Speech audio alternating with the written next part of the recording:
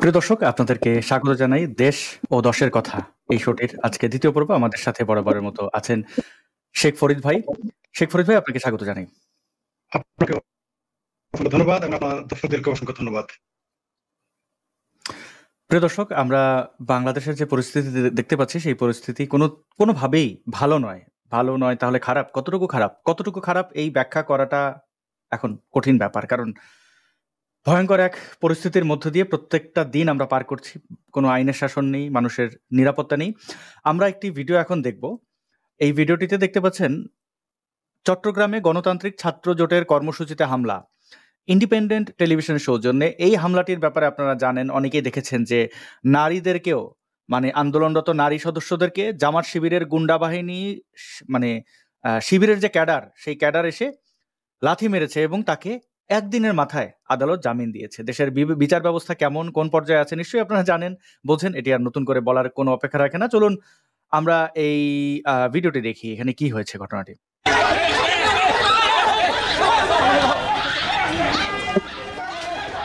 এই জায়গাটি লক্ষণীয়, দেখুন একজন নারী, তিনি কিন্তু দু হাত প্রসারিত করে এই আক্রমণকারী যারা হামলাকারী তাদেরকে থামানোর চেষ্টা করছেন, যেন কোনো বিশৃঙ্খল পরিস্থিতির সৃষ্টি না হয়, সেই চেষ্টা তিনি করেছেন।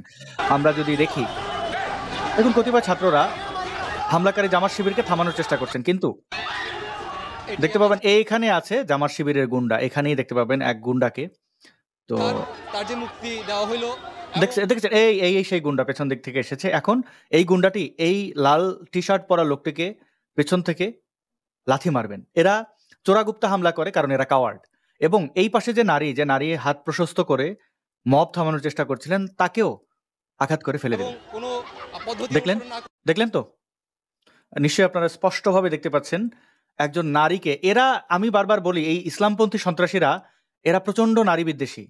এদের মূল বিপত্তি হয় নারীকে। দেখুন এই লাথি মারছে, দেখলেন? লাথি মেরে ফেলে দিল নারীকে, দেখলেন? এই সেই মহানায়ক, দেখুন এই শিবিরের গুন্ডা। জি, প্রোগ্রাম করতে আসছি গণতান্ত্রিক ছাত্র জোটের ব্যানারে। এটা আমরা আরেকটু দেখি, স্পষ্টভাবে আপনারা দেখতে পাচ্ছেন কাদের হাতে বাংলাদেশ। এটিএম আজহার, তার যে মুক্তি দেওয়া হলো এবং কোনো পদ্ধতি অনুসরণ না করে বা অন্যায়ভাবে তাকে আসলে মুক্ত করা হলো, কোনো বিচার প্রক্রিয়ার ভিতর দিয়ে না গিয়ে, আমরা এটা প্রতিবাদ জানাই। আজকে এখানে একটা প্রোগ্রাম করতে আসছি গণতান্ত্রিক ছাত্র জোটের ব্যানারে, কিন্তু আমাদেরকে এখানকার গুপ্ত দলের বা আমরা যদি বলি শিবিরের যারা আছে বা জামাতের যারা আছে, ওরা আমাদেরকে প্রোগ্রামটা করতে দেয় নাই এবং আমাদের একাধিক কর্মীকে এবং আমাদের কমরেডদেরকে তারা আহত করছে। এবং আমরা দেখি এই যে হামলাকারী যুবক, যাকে আজকে জামিন দিয়েছে আদালত, সে কে? দেখুন, এই দেখতে পাচ্ছেন, এই সেই ছেলে, এই সেই পান্ডা, ফ্রন্ট লাইনে, এই সেই পান্ডা। হ্যাঁ, এই সেই গুন্ডা। তারা অনেককে এখানে মেরেছে। এই ভিডিওগুলো আপনারা এই লাইভ শেষ হওয়ার পরে ডেসক্রিপশনে পেয়ে যাবেন। এরা কত বড় সন্ত্রাসী, এবং এরাই তো রক্ষাটা বাহিনী, তাই না? রক্ষাটা বাহিনীর পক্ষ থেকে তো এটাই হবে। তো আমরা শেখ ফরিদ ভাই, আপনার মতামত জানবো, কিন্তু দেখুন এই যাদের উপর হামলা করেছে তারা কি আওয়ামী লীগের দোসর? আচ্ছা, এই কথাটাই তো বলা হয়। কোন গণতান্ত্রিক আদালত ন্যায্য দাবি চেয়ে যদি কেউ প্রতিবাদ করেন, তাহলে তাকে বলা হয় আওয়ামী লীগের দোসর। তার মানে তারা পক্ষান্তরে স্বীকার করে এই দেশের সকল যা কিছু ভালো, তার জন্য আওয়ামী লীগ রাস্তায় নামে। তাই ভালোর কোনো প্রতিবাদের মিছিল হলেই বলে আওয়ামী লীগের দোসর। দেখুন এই ছেলেটিকে, যাকে হামলা করে নাকটাক ফাটিয়ে দিচ্ছে, সে কিন্তু শেখ হাসিনার পতনের একদম অন্যতম নায়ক, যাদেরকে বলা হয় সমন্বয়ক। মানে এখন তো সমন্বয়ক লাইসেন্স নেওয়ার সমন্বয়ক হয়, তো সেটা না, মানে তারা মাঠে থেকে আন্দোলন করেছে। দেখুন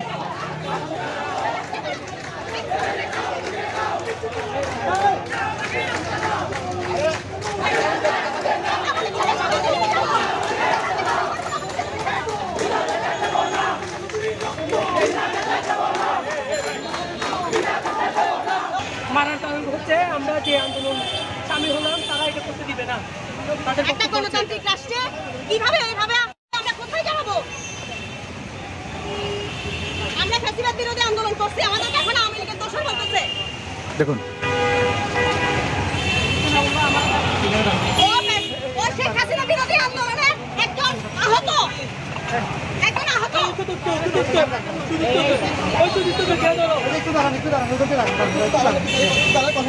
শেখ হাসিনা বিরোধী আন্দোলনের অন্যতম একজন ব্যক্তি, তাকে শিবির পিটিয়েছে। এবং আওয়ামী লীগের দোসর বলে পিটিয়েছে। এই হচ্ছে বাংলাদেশ। শেখ ফরিদ ভাই, আপনি কি আমাদেরকে একটু আলোকিত করবেন যে এই পরিস্থিতি কেন, এবং বাংলাদেশে আমরা দেখলাম কুখ্যাত রাজাকার আলবদর নেতা এটিএম আজহারকে মুক্তি দেওয়া হলো এবং প্রহসনের সেই মুক্তি। আপনি যদি এই বিষয়টা একটু বলেন। সেই সাথে আমি বলে রাখি যে এখানে শুধু নারীদিকে লাথি মেরেছে দেখেছি, বা এখানে দেখতে পাচ্ছি একজনের নাক ফাটিয়ে দিয়েছে মেরে এই শিবিরের গুন্ডারা, কিন্তু আরেকটু দেখানো উচিত যে এখানে কিন্তু শুধু তাই নয়, এখানে নারীকেও আহত করে ফেলেছে। এটি ব্লার করে দিয়েছে, দেখতে পাচ্ছেন নারীকে আহত করেছে। এবং এই হচ্ছে বাস্তবতা, বাংলাদেশের চিত্র। শেখ ফরিদ ভাই, আপনি কি দেখছেন বাংলাদেশের ভবিষ্যৎ এই রাজাকারদের উপদ্রব? আমি রাজাকারদের প্রথমে বলি নেই যে আমাদের দুর্ভাগ্য যে আলবদর সৃষ্টি হয়েছিল আমাদের জামালপুরে।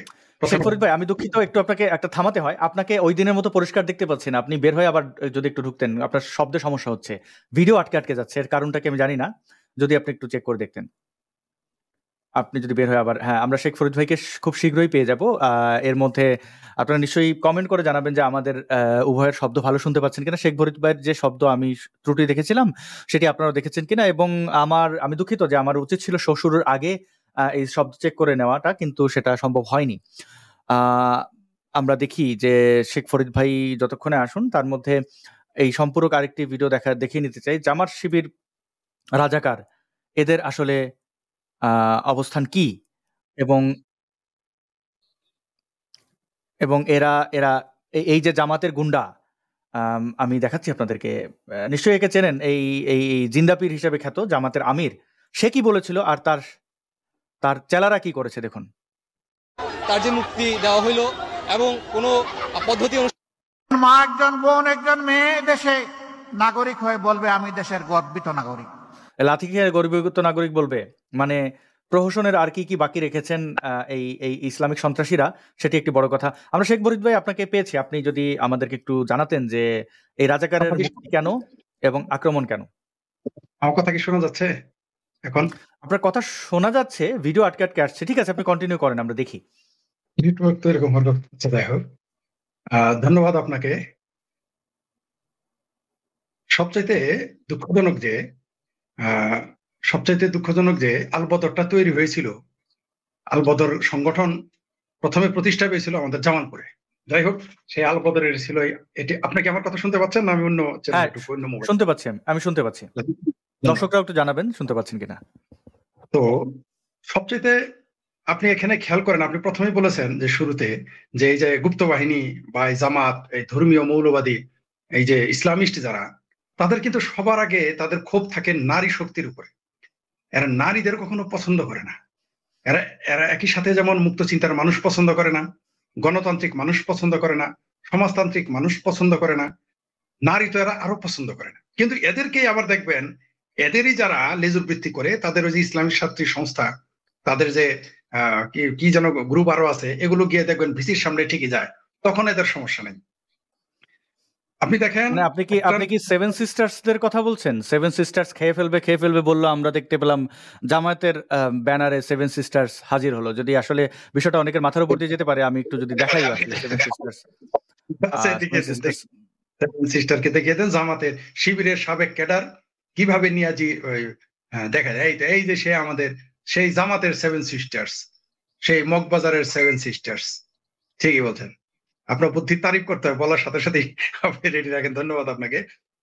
যেটা বলতেছিলাম, এরা দেখেন একদিকে এরা হলো বামপন্থী, তার উপরে এরা শাহবাগে মুক্তিযুদ্ধের চেতনায় তারা উদ্বুদ্ধ। সেই সাথে এরা তাদের আব্বা মুজাহিদি, এরা তাদের ফাদার সাইদি, এরা তাদের রোহানি পিতা গোয়া জমের শাস্তির দাবিতে আন্দোলন করেছে। মানে এখানে হেন কোনো এলিমেন্ট নাই যে তারা খেপে যাবে না। সুতরাং এরা তো চটে যাবে। বরং আপনি দেখেন, বরং আমি মনে করি যে এদের যে কোপায় নাই, এটাই তো বেশি। একটা লাথি দিছে, এরা কিন্তু ক্ষমতা যদি কখনো পেয়ে যায়, আমার মনে হয় যে কারো অস্তিত্ব এরা রাখবে না। এবং আপনি দেখেন, পুলিশের সামনে দিবালোকে সবার সামনে এই ঘটনাটা করতেছে, এবং তাকে 24 ঘন্টার মধ্যে আবার জামিন দিয়ে দিল। মানে ধরেই যেন পাপ করেছিল, তাদের বিষয়টা এরকম। আর তার চেহারাটা দেখছেন তো কিরকম, ওই যে আইসিসদের মতো বড় দাড়ি। আপনার মতো দাড়ি হলে একটা কথা ছিল, একেবারে আইসিসের মতো দাড়ি, এত বড় দাড়ি। মানে এরা দেখেন আবার প্যান্ট শার্ট পরে, জিন্স প্যান্ট পরে, টুপি পরে, ক্যাপ পরে, দেখবেন টি শার্ট পরে, এরা হচ্ছে ইরানের সেই আহমেদিনেজাদের হইল মানে রুহানি আওলাদ। এরা উপরে যতই, এরা কিন্তু জুব্বা ছাড়া, এরা কিন্তু জুব্বা ছাড়া জঙ্গি।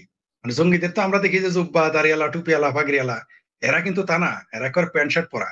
এবং এরা এত ভয়ঙ্কর যে দিনের বেলা আপনি দেখেন তারা দাবি করতেছে যে তারা শেখ হাসিনা বা আওয়ামী লীগ সরকার বিরোধী আন্দোলনের তারা আহত, সেই নারীটি দাবি করতেছে। সেই আহত ব্যক্তি এরা ছাড় দিবে না। বামপন্থীরা যদিও তাদের সাথে যুগপৎ আন্দোলন করেছে, বামপন্থীরা তাদের ক্ষমা করলেও এই রাজাকার আলবদররা কিন্তু ক্ষমা করবে না। তার প্রমাণ তো আপনি এখানে পেলেন। এবং এই সিমটম কিন্তু ভালো না। এটাই বাংলাদেশ, এটাই বাংলাদেশ। আচ্ছা, আপনি একটু কথা বলতে থাকেন, আমার মনে হয় নেটের সমস্যা হচ্ছে, আমি আবার আসতেছি, আমি আবার ঢুকতেছি। জি জি, আমরা আপনাকে শুনতে পাচ্ছি ভালো, তাও আপনি আসেন।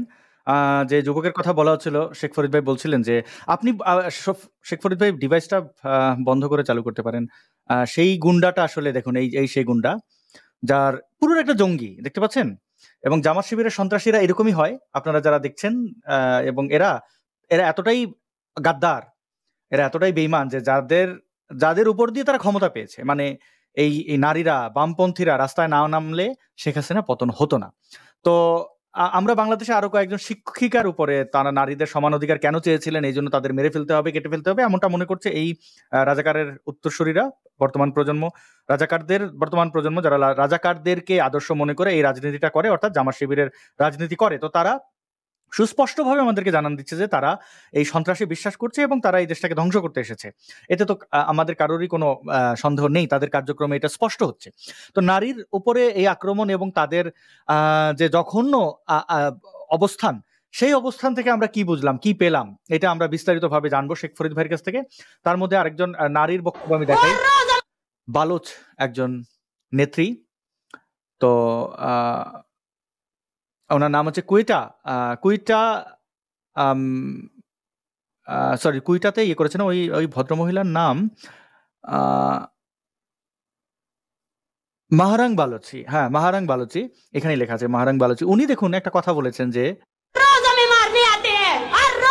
পাকিস্তানি সন্ত্রাসীদের বিরুদ্ধে তিনি কথা বলছেন এবং এখানে বাংলাদেশকে উদ্ধৃত করে একটি কথা বলেছেন, যেটি আমার দাগ কেটেছে। কেন দাগ কেটেছে? তিনি বলেছেন যে আমরা বাঙালি না, আমরা আমাদের শহীদদের মর্যাদা দেব। আহারে, বাংলাদেশের বাইরে এটা আমাদের পরিচয়। শুনুন নারীর মুখ থেকে।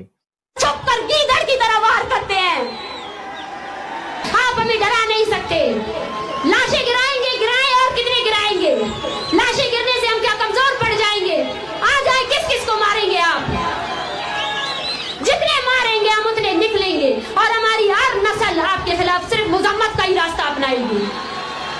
बाज आ जाओ, अब बलोच अवाम खड़ी हुई है। ये 1948 नहीं है, ये 2023। এটা 2023 সালের বক্তব্য। তিনি বলছেন, আপনারা অনুবাদটি উপরে পাবেন, তাও আমি পড়ে শোনাই। এই বক্তব্যটা খুব গুরুত্বপূর্ণ। ইউটিউবকে ধন্যবাদ তারা সাবটাইটেল করে দেওয়ার জন্য, কারণ বালুচদের অনেক শব্দ আমি বুঝি না।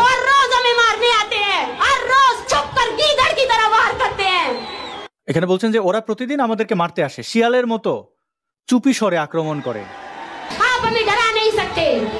তারপর এই পাকিস্তানি সন্ত্রাসীদেরকে বলছে, মিলিটারিদেরকে, যে তুমি আমাদের ভয় দেখাতে পারবে না, লাশ ফেলে দাও। লাশ পড়লে কি আমরা দুর্বল হয়ে যাব? নো, তিনি এটা বিশ্বাস করছেন না।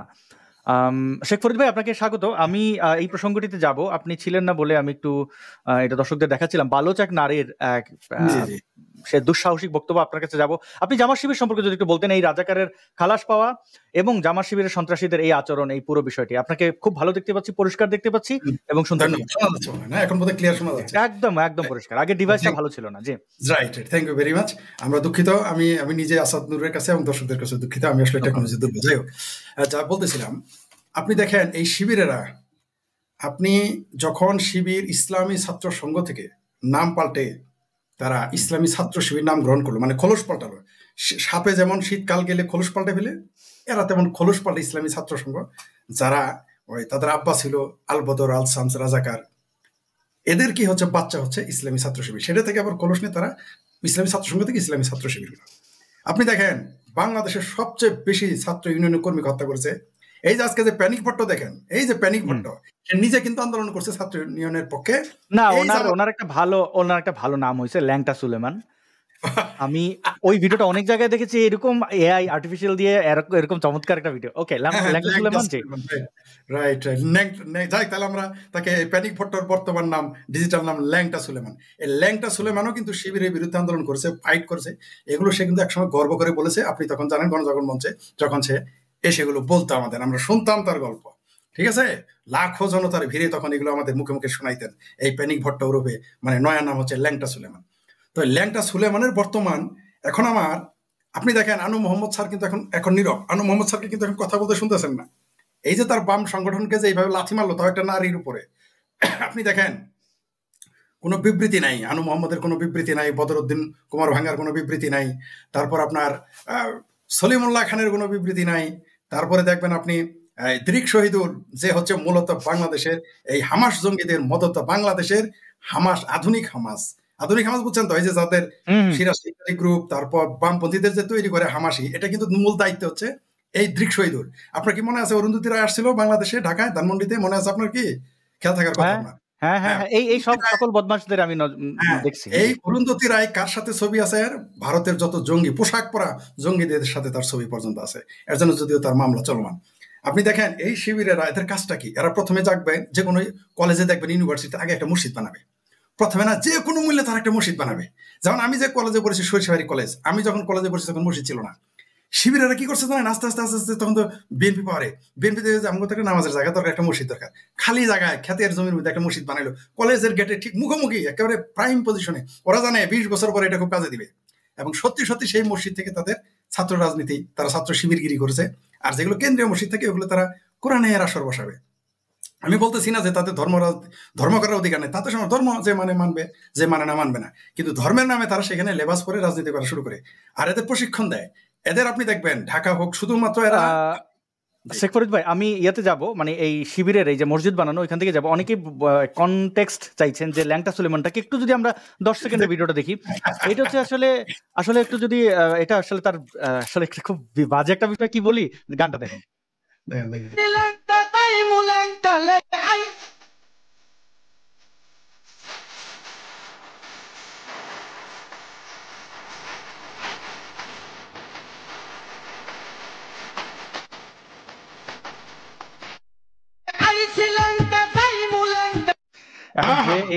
এআই দিয়ে ভিডিওটা বানিয়েছেন তাকে ধন্যবাদ। এবং এখানে কনটেক্সট লেখা আছে, যখন আপনার ল্যাংটা ছবি ভাইরাল হয়ে যায়, কিন্তু আপনি জাসির আমির, মানে জামাত শিবিরের আমির, এই পিনাকি ভট্টাচার্য এখন জামাত শিবিরের আমির, তার চরিত্রগত ত্রুটি আছেন বলে অনেকে মনে করেন। অর্থাৎ তিনি বিভিন্ন নারীদেরকে ইনবক্সে তার উলঙ্গ হয়ে মাস্টারবেট করা থেকে শুরু করে অনেক কিছু তিনি করেন। মানে নাদিয়া ইসলাম তার অনেকগুলো ছবি প্রকাশ করেছে, যেখানে অসংখ্য অদ্ভুত সব অঙ্গভঙ্গিতে উলঙ্গ হয়ে তিনি ছবি পাঠিয়েছেন। এরকম অদ্ভুত অঙ্গভঙ্গি, মানে আপনারা যদি দেখেন, এগুলো মনে হয় অনেকেই দেখেছেন।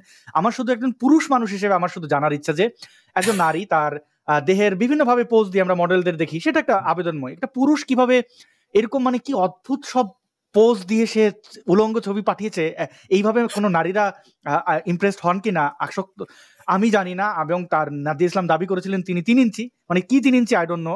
এখন ছবিতে তো তাই বলে, what ever he has done. এখন এই হচ্ছে ল্যাংটা পীরের মানে ল্যাংটা সুলেমান এইখান থেকে। এখন জি শেখ ফরিদ ভাই, আমি কনটেক্সট দর্শকদের উদ্দেশ্যে বলে দিলাম। কারোর উলঙ্গ ছবি হলে আমার কোনো সমস্যা নাই, কিন্তু সমস্যাটা হচ্ছে যে যখন জামাত শিবিরের আমির একজন ল্যাংটা, তখন তো মামুনুল হকের মতো 501 প্রশ্ন আসবেই এই প্রশ্ন থেকেই। তো শেখ ফরিদ ভাই, আপনি বলছিলেন যে এই বামপন্থীদের কথা এবং জামাত শিবিরের এই যে মসজিদ কেন্দ্রিক নামাজের নামে, ইসলামের নামে, ধর্ম ব্যবসার নামে তারা কিভাবে পলিটিক্যালি তারা আপনি দেখবেন এর আগে একটা মসজিদ বানাবে, যে কোনো শিক্ষা প্রতিষ্ঠান ওইখানে আগে একটা মসজিদ বানাবে কৌশলগত ভাবে, গিয়ে তারা আস্তে আস্তে সেখানে তারা পিঁপড়ার মতো আসবে, পিঁপড়ার মতো। তারপরে দেখবেন রাত্রেবেলা রক কাটার প্ল্যান করবে। প্রথমে এসে বলবে কি আসেন নামাজ পড়তে যাই, পরে একদিন বিএনপি করে বলবে তোদের নামে ইউনিভার্সিটিতে আছে যে সকল ক্ষমতার উৎস জনগণ, হায় আল্লাহ কথা ইল্লা বিল্লাহ।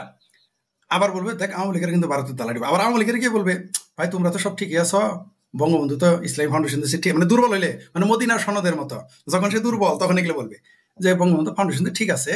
তারপরে এই ইত্যাদি ইত্যাদি এগুলো বলবে যে তাবলিগের জায়গা দিছে ঠিক আছে, কাকরাইলের জায়গা দিছে ঠিক আছে, কিন্তু ওই যে ভারতের দালালি করা ঠিক না, এই এই যে এটা আসলে আমাদের ভাই ভাই যুদ্ধ ছিল, এইভাবে আস্তে আস্তে মগজ ধোলাই করবে। এবং দেখেন তার ফলাফল কি, তার ফলাফল কিন্তু আমরা দেখেছি জেলে মেজর জলিলের মতো একজন ব্যক্তি যে মুক্তিযোদ্ধা সেক্টর কমান্ডার, তাকে তারা ম্যানেজ করে ফেলছে। তাহলে আম পাবলিকের কি করে একজন মুক্তিযোদ্ধা, মানে আপনি মেজর জলিলের ওই বিষয়টা ছাড়া আপনি কোনো বিষয়ে তাকে বিতর্কিত করতে পারবেন না। তার দুর্নীতি নাই, তার নামে কোনো ব্যক্তি, মানে তার নামে কোনো ক্রাইম নাই, তার সকল কিছুই দেখবেন পজিটিভ, কিন্তু ওই একটা জায়গায় এক জায়গায় দেখেন ধরা খেয়ে গেছে। অর্থাৎ এইরকম একটা মানুষকে তারা যদি বিভ্রান্ত করতে পারে যে সেক্টর কমান্ডার মেজর জলিলের মতো লোককে বায়াস করে, তাহলে আপনার আমার মতো লোককে তারা কি করবে? মানে এরা কিন্তু ছোটবেলায় কিন্তু আপনারা আমাকেও ধরছিল, আপনারা মনে হয় ছোটবেলা দুই একবার জামাত শিবির। হ্যাঁ, আমি তো শিবিরের মাদ্রাসায় পড়ছি ভাই। Very nice, very nice. আপনি দেখেন আমার কিন্তু শিবিরে ফর্ম পূরণ করা হয়েছিল ক্লাস 8-এ, আমরা বুঝি নাই তখন। সেই 80 দশকের শেষের দিকে 90 দশকের দিকে তারা এসে আমাদের 90 দশকের শুরু, মানে 80 দশকের শেষে আমাদের কাছে ফর্ম পূরণ করতো। তাহলে এখন তারা কি করে আমরা এগুলো বুঝতামই না, খুঁজেই পাওয়া যেত না শিবির। এবং এরা এই যে এখন যেমন 23 সালে 24 সালে দেখতেন ছাত্রলীগের লুঙ্গির তলে ছিল, এরা সব লুঙ্গির তলেই থাকে। এখনো দেখবেন আপনাকে না গালি যারা দেয় তারা কিন্তু অর্ধেক আপনার গালি দেয় ফেক আইডি দিয়ে, অর্ধেক গালি দেয়, আমারও তাই করে। তো এরা মুনাফিকি চরিত্র থাকবেই, কারণ মুনাফিকি ছাড়া তো এদের কোনো উপায় নাই। এরা 47-এ দেখেন পাকিস্তানের বিরোধিতা করছে, আবার দেখেন 71-এ মুক্তিযুদ্ধের বিরোধিতা করছে। আপনি দেখেছেন কি আজকে, আপনি নিউজটা অবশ্যই দেখেছেন যে এই এটিএম আজাহার, এই রাজাকার আলবদর, সে এসে বলছে যে ইসলামী আন্দোলন ছিল আমার অপরাধ, এই জন্য আমার আটকাইছে। মানে এই যে সে এত মানুষকে হত্যা করলো, খুন করলো, গুম করলো, ধর্ষণ করলো, তিনি এবং তার দল, কিন্তু এগুলো তারা কোনোদিনই স্বীকার করবে না। আর এরকমই বেহায়া। আমরা আবার ফিরে যাই চিটাগাংয়ের এই ঘটনাতে। শুধু চিটাগাং না, আপনি হয়তো জানেন যে রাজশাহীতেও কিন্তু তারা মিছিল করেছে, মিটিং করেছে, বামপন্থীদের দৌড়ানি দিয়েছে। ওই যে ন্যাংটা সুলেমানের ইউনিভার্সিটি রাজশাহী অঞ্চলে, রাজশাহীতে আর কি, সেখানে দেখছেন আপনি তারা কি বলেছে যে সাহাব এটা 2013 সাল না, এটা 2025 ইত্যাদি ইত্যাদি তারা হুমকি দিয়েছে। আপনি দেখেন ঠিক ইরানের মতো প্রথম কারা আক্রান্ত হইলো, প্রথমে এরা আওয়ামী লীগকে তাড়িয়ে দিয়ে নিজেকে মনে করলো আমরা বিরাট কাজ, বীরত্বের কাজ করে ফেলেছি। কিন্তু এখন কি ফলাফল? প্রথমে বামেরা আক্রান্ত হয়েছে।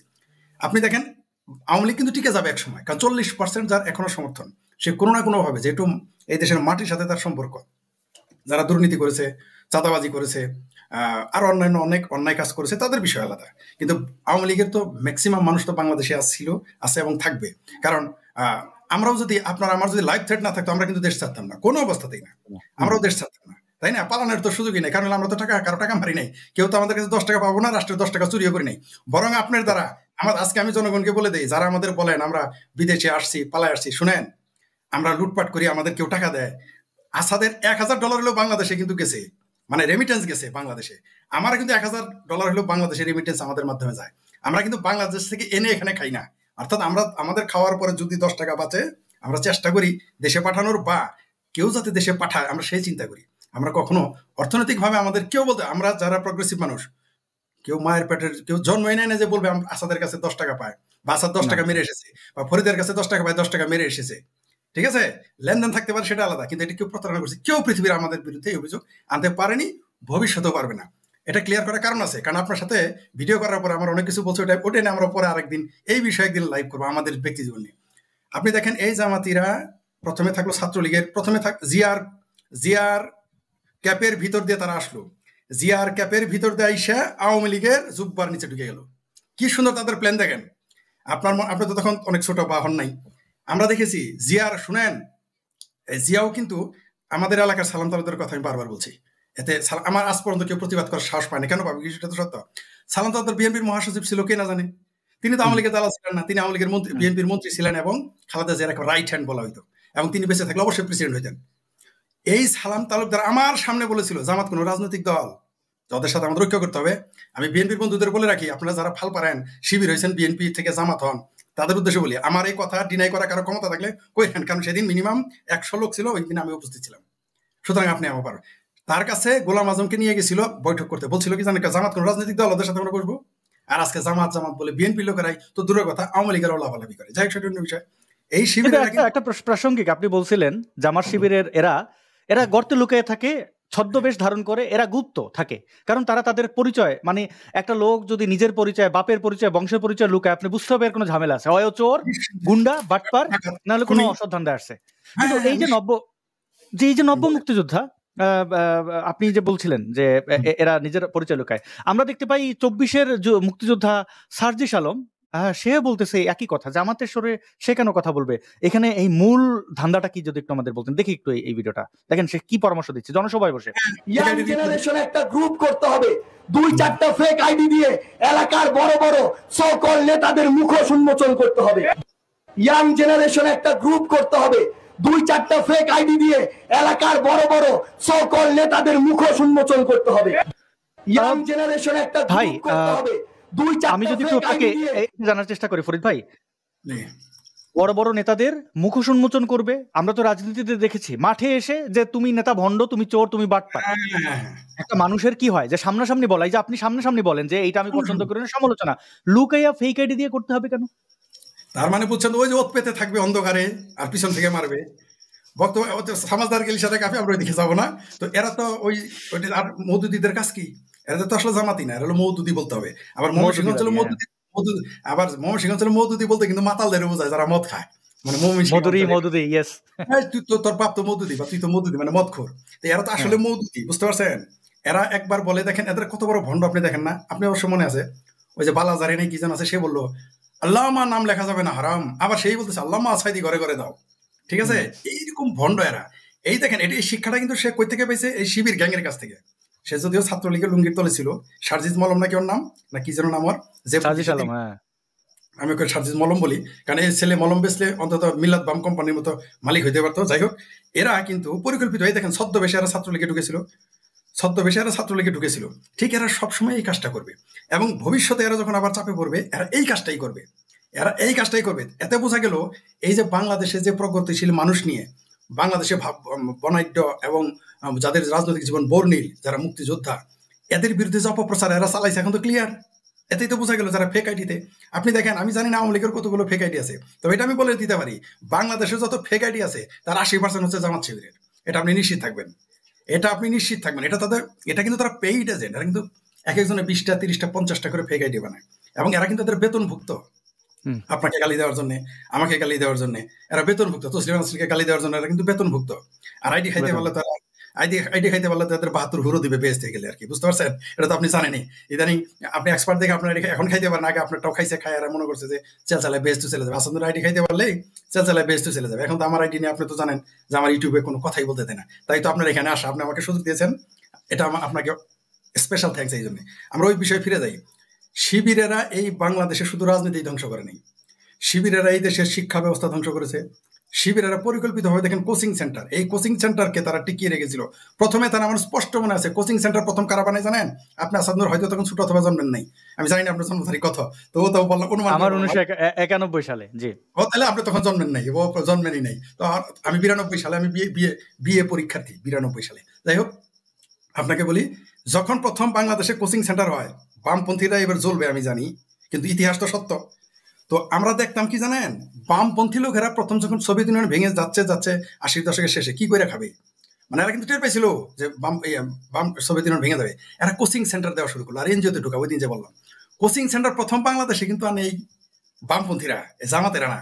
তো জামাতেরা দেখলো হায় এটা তো একটা ভালো জায়গা মানুষের পিছনে ঢুকতে। দেখেন আস্তে আস্তে আজকে তারা সবচেয়ে বড় প্রথম 10টা যে ছাত্র মানে কোচিং সেন্টার আছে A to Z, যারা প্রতি বছর 100 কোটি টাকা ইনকাম করে, আপনি কি তা ভাবতে পারেন যে তারা শত কোটি টাকা শুধু কোচিং সেন্টার থেকে আনে? সবগুলো জামাতের, 1 থেকে 10 পর্যন্ত, আপনি ভাবতেই পারবেন না। এবং এরা দেখেন এই শিবিরের আবার এরা আবার কুশানি করে, জালিয়াতি করে, এবং এটা সবের কাম মনে হয়। কি কয় জানেন? কয়টা আমাদের হিকমত নাকি ইসলামে জায়েজ। হিকমতের মানে এই যে আপনি বলেন না ফেক আইডি লুকিয়ে থাকে, এটা তাদের হিকমত বলে, শব্দটা মনে হয়েছে, এটাকে বলে হেকমত। যে এইভাবে যখন তুমি পারবা না তখন হেকমত গ্রহণ করবা, হেকমতের মাধ্যমে তুমি আসবা। মানে আসাদ নুরের যখন খুঁজে পাবা না তখন তার সাথে বন্ধুত্ব করবা, করে আস্তে আস্তে তার ওইখানে বাড়িতে যাবা, তারপরে তার পিছন থেকে মারবা বা ফরিদের পিছন থেকে মারবা। আপনি হয়তো জানেন না আসাদ নুর, আমি যখন প্রথম আক্রান্ত হই, মানে আমার সরিষাবাড়ি এলাকায় প্রথম যখন আক্রান্ত হই মুক্ত চিন্তার কারণে, তো এই যে 13 সালে পরে না এগুলো নাস্তিক এই সেই শব্দ খুব বেশি প্রচার, আমরা তো তখন মফস্বলে থাকি। তো প্রথম যখন আক্রান্ত হই আমাকে কিন্তু ঘনিষ্ঠ মানুষগুলো রাত্রেবেলা ধরে নিয়ে যাইতেছিল, একেবারে আমার শিমলা বাজার আমার এলাকার মধ্যে রাত্রেবেলা আমাকে নিয়ে যাইতেছে, আমি বুঝতেছি না, মানে আমাকে মেরে ফেলার জন্য নিয়ে যাইতেছে। শিবিরেরা কি করছে জানেন? ছাত্রদের পোলাপানদের ভাব করছে। তো ছাত্র দলের ছেলেরা এসে আমাকে ডাক দিছে, ফরিদ ভাই আপনার সাথে একটু আলাপ আছে। রাত্রে তখন 10টা বাজে, সবগুলো ছিল শিবির। সেগুলো এখন কেউ দেশে আছে, কেউ বিদেশে আছে, কেউ পালাই গেছে, কেউ স্বেচ্ছায় গেছে। এই হলো অবস্থা। এদের আপনি বুঝতেই পারবেন না। কিন্তু আমার একটা প্রশ্ন যে ছাত্রদল কেন শিবিরকে সাহায্য করে, আবার এখন আসলে এই সমন্বয়কদের মধ্যে এরা তো রাজাকারের বাচ্চাই, মানে বলে স্বঘোষিত রাজাকারের বাচ্চা। তো দেখেন এই সন্ত্রাসী যে লাথি মারছে, এটা রোকেয়া প্রাচী আমাদের আচ্ছা অভিনেত্রী, তিনি লিখছেন যে এই বাচ্চা উপদেষ্টা আসিফ সে ছাড়াই এনেছে এই জঙ্গিটারে, এই লাথি মারা এই জঙ্গিটারে। তাহলে এই সব আকাম কুকামের দায় মানে শিবির অন্যদের দিয়ে করায় এই আকামগুলা সবসময়, কখনো ছাত্রদল, কখনো ওই বৈষম্যবাদী ছাত্রদের ছাত্রলীগ দিয়েও করায়, শুধু তা না, ছাত্রলীগ দিয়েও করায় এবং চিঙ্কুমামদের দিয়ে করায়। এরা ডাইরেক্ট যারা মস্কোবন্দি তাদের দিয়ে করাইতে পারে না, আমরা মস্কোবন্দি। ওই চিঙ্কুমাম যারা আছে না, যেগুলো যে আনু মোহাম্মদ স্যার, চীনপন্থী না, শুধু চীনপন্থী না, আরো আছে, ওগুলো টেকনিক্যাল কারণে শব্দগুলো উচ্চারণ করা যাবে না, টেকনিক্যাল কিছু ব্যাপার আছে, ঠিক আছে, টেকনিক্যাল কারণে বলা যাবে না। আপনাকে আমি জানাবো ওই শব্দের বিকল্প কি শব্দ, সেগুলো জানাবেন, তাহলে অন্য সমস্যা আছে আইনগত। তো ওই ব্যক্তিগুলোকে দিয়ে এরা কাজ করায়। আপনি কি জানেন যে জামাত শিবির ডাকাত পালে? Can you imagine? আসছি আপনাদের প্রকাশ্যে বলে দিলাম। আপনি কি জানেন জামাত শিবির যে চোর পালে? এটা কি আপনারা জানেন? জানেন না, আমি জানি। আপনারা কি জানেন যে এরা যেমন মসজিদের ভিতরে ইমামের পিছনে একটা লোক লাগায় রাখে, কলেজের প্রিন্সিপালের পিছনেও লাগায় রাখে, পিএনওর পিছনেও, ব্যাংকেও, এরা তেমনি কিন্তু মদের আড্ডায়, গাঁজাখোরের আড্ডায়, চোর ডাকাতের আড্ডায় এরা পালে এই জামাত শিবির। এই জন্য জামাত শিবিরকে আপনি সহজে ধরতে পারবেন না। এরা যে কখন কোন এগুলা, আপনি দেখেন ছাত্রদলের সাম্যকে যে মারলো, মনে আছে ঢাকা ইউনিভার্সিটি কয়েকদিন আগে? এরা কি বলতেছে যে সে ছুরি আনতে গেছিল, দেখতে চাইছে কোপ মারে মারছে। আপনি এটা বিশ্বাস করেন? আপনি ঢাকা ইউনিভার্সিটি, আপনি ওইখানকার ছাত্র না ছিলেন না? আরে কি না, আমি ঢাকা বিশ্ববিদ্যালয়ে পড়িনি। আচ্ছা, যাই ঢাকা বিশ্ববিদ্যালয়ে তো আপনার আসা যাওয়া আছে, আমিও তো ঢাকা বিশ্ববিদ্যালয় ছাত্র না, কিন্তু আমাদের যথেষ্ট আসা যাওয়া আছে। কোন ঢাকা বিশ্ববিদ্যালয়ে যারা পড়ে তাদের সাথে কম আসা যাওয়া নাই আমাদের ঢাকা বিশ্ববিদ্যালয়ে। সাম্যকে যেখানে মারছে, আপনার কি ধারণা সেখানে বিশ্ববিদ্যালয়ের একটা ছাত্রের গায়ে হাত দিলে কি হইতে পারে তারা জানে না? যারা মেরেছে, এই যে একটা লেম এক্সকিউজ সরকার যে প্রেস বিজ্ঞপ্তি দিছে যে কি আসলে দেখতে গেছে ছুরি নাকি 7 গিয়ার ক্রেভেন গিয়ার। আচ্ছা 7 গিয়ারের যুগ আছে, এগুলো তো আমাদের যুগে ছিল। 90 দশকে আমরা চাকু নিয়ে কলেজের ছাত্ররা ইউনিভার্সিটি করতে, এখনো বুঝি চাকু নিয়ে ঘুরে। আসলে তো তথ্যটা বিভ্রান্ত করছে। তাকে পরিকল্পিতভাবে বলছে যে ড্রাগ এডিক্টেড যারা ছিল, এটা শিবিরেরা টাকা দিয়ে এটা করাইছে। ওরা জানে ওরা যদি করে সমস্যা আছে, কারণ ওরা জানে ঢাকা বিশ্ববিদ্যালয়ে যদি আজকে একটা প্রমাণ পায় ছাত্র শিবিরে মারছে, পরের দিন তো 24 ঘন্টার মধ্যে ওদের ভিসি মিসি কিছুই কুলাবে না, এটা তারা জানে। কারণ এখন বাংলা তারা যে কোনো, তারা দেখেন এখানে তারা যে উৎপেতে, রাজশাহীতে উৎপেতে থেকে মারবে, চিটাঙে প্রকাশ্যে মারবে, আর ঢাকাতে ভাড়াটিয়া লোক দিয়ে আপনাকে মারবে।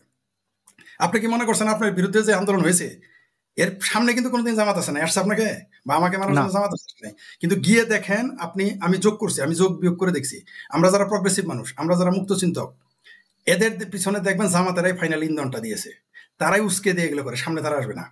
এমনকি দেখেন আপনার বিরুদ্ধে তারা যখন পরিকল্পনা, আচ্ছা আমরা শিবির পর্যন্তই থাকি, এই শিবিরদেরকে ঠেকাইতে গেলে আমি একটু পরিচয় করে দিই তাহলে আপনার কথা যে সত্য তার একটা প্রমাণ আমি দেখাই। একটা লোকরে বলেন, এই লোকটা, এই ছেলেটার নাম হচ্ছে সুলতান মোহাম্মদ জাকারিয়া। এ কাজ করতো অ্যামনেস্টি ইন্টারন্যাশনালে। আমার উপরে যখন আওয়ামী লীগ সরকার নির্যাতন নিপীড়ন করছে তখন সে কিন্তু বড় বড় বিবৃতি দিয়েছে। আপনি আসাদ নূর সুলতান মোহাম্মদ জাকারিয়া লিখে গুগলে সার্চ করলে পাবেন, তার স্টেটমেন্ট আছে অ্যামনেস্টি ইন্টারন্যাশনাল থেকে। এ এখন এনসিপি নেতা। এবং দেখেন এত কিছু হয়ে যাচ্ছে দেশে, এই যে নারীদের উপরে মারা পিটানো হামলা, তার কোনো ইয়ে নাই। সে লিখে রাখছে এখন এই অ্যামনেস্টি ছেড়ে আসছে এনসিপিতে। আমার সাথে ব্যক্তিগত কথায় সে আমারে বলতো অনেক কথাই, সে বিশ্বাসী মুসলিম, কিন্তু সে আসলে জামাত শিবির তখন আমি টের পাইনি, এখন আমি টের পাই যে তার বিভিন্ন কর্মকাণ্ডে নোংরা ভাবে উলঙ্গ হয়ে সে এই ধরনের জামাত শিবিরকে সে মানে সে তাদের এই অন্যায় অপরাধকে সে ধামাচাপা দেওয়ার চেষ্টা করছে। আমি প্রথমে অবাক হয়ে গেছি যে এই লোকটা তো সেকুলার জানতাম, মানে মুসলিম, কিন্তু সে উদার, এটা জানতাম। এই লোকটা জামাতরে চাটে। আপনি মদের বার আছে না ঢাকায়, বারগুলো যে আপনি অনুমান করতে পারেন প্রত্যেক বারে শিবিরের লোক আছে, জামাতের লোক আছে, এটা তো আপনার চিন্তার বাইরে বা অনেকেরই চিন্তার বাইরে। কিন্তু আপনি কি তা জানেন? এটা আছে, তাদের নিয়োগকৃত ভাতা দেওয়া লোক আছে তাদের, আপনি চিন্তাই করতে পারবেন না। এইটা মানে আনবিলিভেবল ভাই, এরা যে কি। এই দেখেন এখানে এই অ্যামনেস্টি, আমি একটু দেখাই, এটা দেখলে আপনি বুঝতে পারবেন যে এরা কত বড় বর্ণচর। আওয়ামী লীগ ধরাটা গেছে কোথা থেকে দেখেন, আমি কিছু উদাহরণ দিই। এই যে অ্যামনেস্টি ইন্টারন্যাশনালের এই যে রিপোর্টটা, যে আমার বাংলাদেশ অথরিটির জন্য আমার পরিবারের সদস্যদের নিরাপত্তা নিশ্চিত করে এবং তাদের হয়রানি না করে হাসান মাহমুদের নির্দেশে আমার মাইনর বোন সহ পরিবারের 7 সদস্য ধরে নিয়ে আটকে রেখেছিল অনেকদিন। তো এইটা কিন্তু জাতিসংঘ এটা নিয়ে আলাপ করছে। এই স্টেটমেন্টে দেখেন এই যে আমার পরিবারের উপরে হ্যারাসমেন্ট করা হচ্ছে, এটা আমার গলা চেপে ধরার জন্য, এরকম এই যে দেখেন সুলতান মোহাম্মদ জাকারিয়া, এর কিন্তু তখন প্রচুর মানবাধিকার, প্রচুর এখন যখন এগুলো করতেছে, আমি তার সাথে ব্যক্তিগতভাবে কথা বলছি, বিভিন্ন জিনিস তারা তুলে ধরছে, যেগুলো কেন হয় দেখি সে চুপ। পরে আমি যদিও তার সাথে সম্পর্ক এরকম তাসলিম খলিল সহ অনেকের সাথে আমার দিক থেকে আমি সম্পর্ক আনফ্রেন্ড করে দিয়েছি, যা দালাল পোষার টাইম নেই। তো এরা হচ্ছে ছুপা। আপনি দেখবেন নাসায় আছে, আপনি দেখবেন গাছে আছে, আপনি দেখবেন পতিতালয় আছে, আপনি দেখবেন মদের বার আছে, দেখলে তো মনে হবে এত মদ কর, কিন্তু এটা আমি গবেষণা করি নাই। এই একটা জায়গা আমি গবেষণা করা বাদ রাখছি, আমি কিন্তু শিবির গবেষক, এটা মনে রাখবেন। আমি কিন্তু চেহারা দেখে বলে দিতে পারি শিবির কোথায়। কেন ছাত্রী সংস্থার মেয়েরা অনেকের বিছানায় যায় শুধুমাত্র তার দুর্বলতা নেওয়ার জন্য। এই আছে এরকম রিপোর্ট অনেক, তার গোপন ভিডিও করার জন্য, গোপন তাদের, এবং এটা সবের কাজ। এটা কিন্তু তাদের এই যে তারা হানি ট্র্যাপ বানায়, তারা তাকে কি বলে জানো, এটা হলো হিকমত, এখানে তোমার পাপ নাই, এটা তুমি যদি করো। আপনাকে একটা তথ্য দেয়, রাজশাহী ইউনিভার্সিটির ভিসি 71 সালে, রাজশাহী ইউনিভার্সিটির নামটা ভুলে গেছি আমি এখন, রাজশাহী ইউনিভার্সিটি ভিসির ওয়াইফ কি বলেছিল জানেন 71 সালে? যখন তাকে বলছে, সে তো জানে যে একটা ভিসির বউ তাহলে আমাদের ছাত্রীদের পক্ষে থাকবে না, বলছে এরকম রাজশাহীতে তো ধর্ষণ করতেছে পাক বাহিনীরা, তো আপা আপনি আমাদের নারীদের আপনার এখানে জায়গা দেন, আপনার এখানে নিরাপদ আছে, আপনার এখানে সাধারণত আসবে না, এটা তাদের বলছে। কারণ রাজশাহী ইউনিভার্সিটিতে আপনি কি জানেন যে রাজশাহী ইউনিভার্সিটিতে সরাসরি পাক বাহিনীরা ক্ষতি করতো না, কারণ কি জানেন, পুরো রাজশাহী ইউনিভার্সিটি তাদের আন্ডারে ছিল, এটা তো পরে জানা গেছে। তো এটা তো মানুষ প্রথমে বোঝে নাই যে এই ভিসি এবং ভিসির বউ পাক বাহিনীর মানে এদের সাথে কোলাবোরেট। এই ভিসির বউ কি বলছিল জানেন, যে এরা এত দূর থেকে আসছে ইসলামী পাকিস্তানের ইসলামের খেদমতের জন্য, তারা বাংলাদেশে এসে ভারতের বিরুদ্ধে কাফেরদের বিরুদ্ধে যুদ্ধ করতেছে, তাদের কি শারীরিক চাহিদা আছে না, এটা তো আমার দায়িত্ব তাদের সহযোগিতা করা, এটা অন রেকর্ড, এটা সে বলেছিল। সেই ভিসি কিন্তু পরে 71-এর সময় কিন্তু পরে পালিয়ে পাকিস্তান চলে গেছিল, এখন কোন দেশে আছে তাই হয়তো মারা গেছে বয়স অনেক। এই হচ্ছে মানুষের মেন্টাল প্রিপারেশন। আপনি দেখেন ডক্টর হুমায়ুন আজাদ স্যার কি বলছে, যে মুক্তিযোদ্ধা রাজাকার আজীবন রাজাকার, মুক্তিযোদ্ধা কিন্তু আজীবন মুক্তিযোদ্ধা নয়। একজন রাজাকার চিরদিনের রাজাকার, একজন মুক্তিযোদ্ধা আজীবনের মুক্তিযোদ্ধা নয়। এখন একটু যদি শেখ ফরিদ ভাই, আমি একটু বোঝার চেষ্টা করি, আওয়ামী লীগের আমলে এই ধরনের গুন্ডা বদমাইশরা বিভিন্ন স্তরে স্তরে ছিল, তাদের ব্যাপারে সতর্কতারও ব্যাপার ছিল। আমি যদি একটা উদাহরণ দেই ভাই, আমি যখন হয়রানি শিকার হয়েছে হাসান মাহমুদের দ্বারা, রাষ্ট্রীয় পুলিশ সুপার মানে বরগুনার পুলিশ সুপারে ফোন করে বলে দিছে, ওর বাবা আমার সব ধরে না, ওরে ফোন করে ভিডিও ডিলিট করে, আমারে ফোন করছে। আজকে যখন বৈষম্যবাদীদের হাজার হাজার মারা গেছে, মানবাধিকার ক্ষুণ্ণ হয়েছে, শেখ হাসিনার নির্দেশে হয়েছে, এগুলো কে বলছে? United Nations. তো আচ্ছা, ইউনাইটেড নেশনস কোথায় বলছে? তাদের কোন উইংটা বলছে? এটা বলছে OACHR কে দিয়ে স্টেটমেন্টের ক্ষেত্রে আমাকে অনেক সাংবাদিকরা হেল্প করছেন তাদের জানানোর জন্য। আমি যদি একটু আপনাকে দেখাই, আপনি বুঝতে পারবেন যে আসলে আওয়ামী লীগের ভুলটা কোথায় কোথায় হয়েছে, তারা কোথায় কোথায় ধরাটা খাইছে, এবং জামাত শিবির কেমনে হয়েছে। এটা হচ্ছে হিউম্যানিস্ট ইন্টারন্যাশনাল, এটা হচ্ছে যে ইউকে ভিত্তিক একটা হিউম্যান রাইটস অর্গানাইজেশন। তো তারা এখানে এই শিরোনামটা হচ্ছে যে জাতিসংঘের এক্সপার্ট বাংলাদেশের কাছে অনুরোধ করছে আমার পরিবারের সদস্যদের উপরের জন্য এই নিপীড়ন চালানো না হয়। এখানে এটা আছে, আমি আর অনুবাদ হুবহু করছি না। এখানে বক্তব্যটা হচ্ছে যে এই যে হিউম্যান রাইটস এক্সপার্ট, ওনার নাম হচ্ছে সম্ভবত মিস্টার শহীদ, তার সাথে আমার বিস্তারিত তিনি মানে এরা তদন্ত করেছে। এই OACHR যেটা এই বৈষম্য বিরোধী ছাত্র আন্দোলনে শেখ হাসিনা কর্তৃক কি হয়েছিল, এই স্টেটমেন্ট দেওয়ার পরে আওয়ামী লীগের খুব নড়াচড়া হয়েছে। তাদের কাছে এই দেখেন, এইখানে কিন্তু সরাসরি বাংলাদেশ সরকারের কাছে অনুরোধ করছে, এবং তারা একটা লেটার পাবলিশ করছে বাংলাদেশ গভর্নমেন্টের উদ্দেশ্যে। এই লেটারটা আপনারা এখানে এই লিঙ্কটা দিয়ে দিই, আপনারা এটা নিয়ে বড় করে পড়তে পারেন। আওয়ামী লীগের কিন্তু জাতিসংঘের কাছে কালার খাওয়া শুরু হয়েছে। এই দেখেন 2020 সালের ঘটনা, এটা 2020-এ আওয়ামী লীগের টনক নড়ে নাই। হাসান মাহমুদ যেহেতু করছে, দেখেন 21 নভেম্বর 2020, হাসান মাহমুদ যেহেতু আসাদ নূরের পরিবারের সদস্যদের হয়রানি করছে, তো করছে, তাতে কি হবে? এরা যে কোন জায়গায় ধরা টাকাইছে দেখেন। ইউনাইটেড নেশনস আমার সাথে কিভাবে কমিউনিকেশন এবং কিভাবে তারা তদন্ত করছে, আমি এটা নিরাপত্তার বাড়ি তাদের গোপনীয়তার কারণে আমি এটা প্রকাশ করবো না, কিন্তু তারা কিন্তু জানে আওয়ামী লীগ সরকার কিভাবে মানুষের নিরীহ মানুষদের হয়রানি করে, এবং এইটার ফল কেমনে জামাত শিবির খাইছে আমি পরে বলতেছি। দেখেন এই যে এই স্টেটমেন্টটার পরে আপনারা এইখানে ক্লিক করলে, এইখানে জাস্ট ক্লিক করবেন, দেখবেন একটা আপনাদের নতুন উইন্ডো খুলবে। সেই উইন্ডোটা এখানে দেখাবে না, কারণ আমি যেহেতু এটা শেয়ার করতেছি। আচ্ছা, আমি ওই উইন্ডোটা শেয়ার করি, এক সেকেন্ড, আমি এটা করে ওইখানে কি লেখা আছে এই যে ইন ডিটেল তারা স্টেটমেন্টটা দিল, এখানে কি লেখা আছে দেখেন।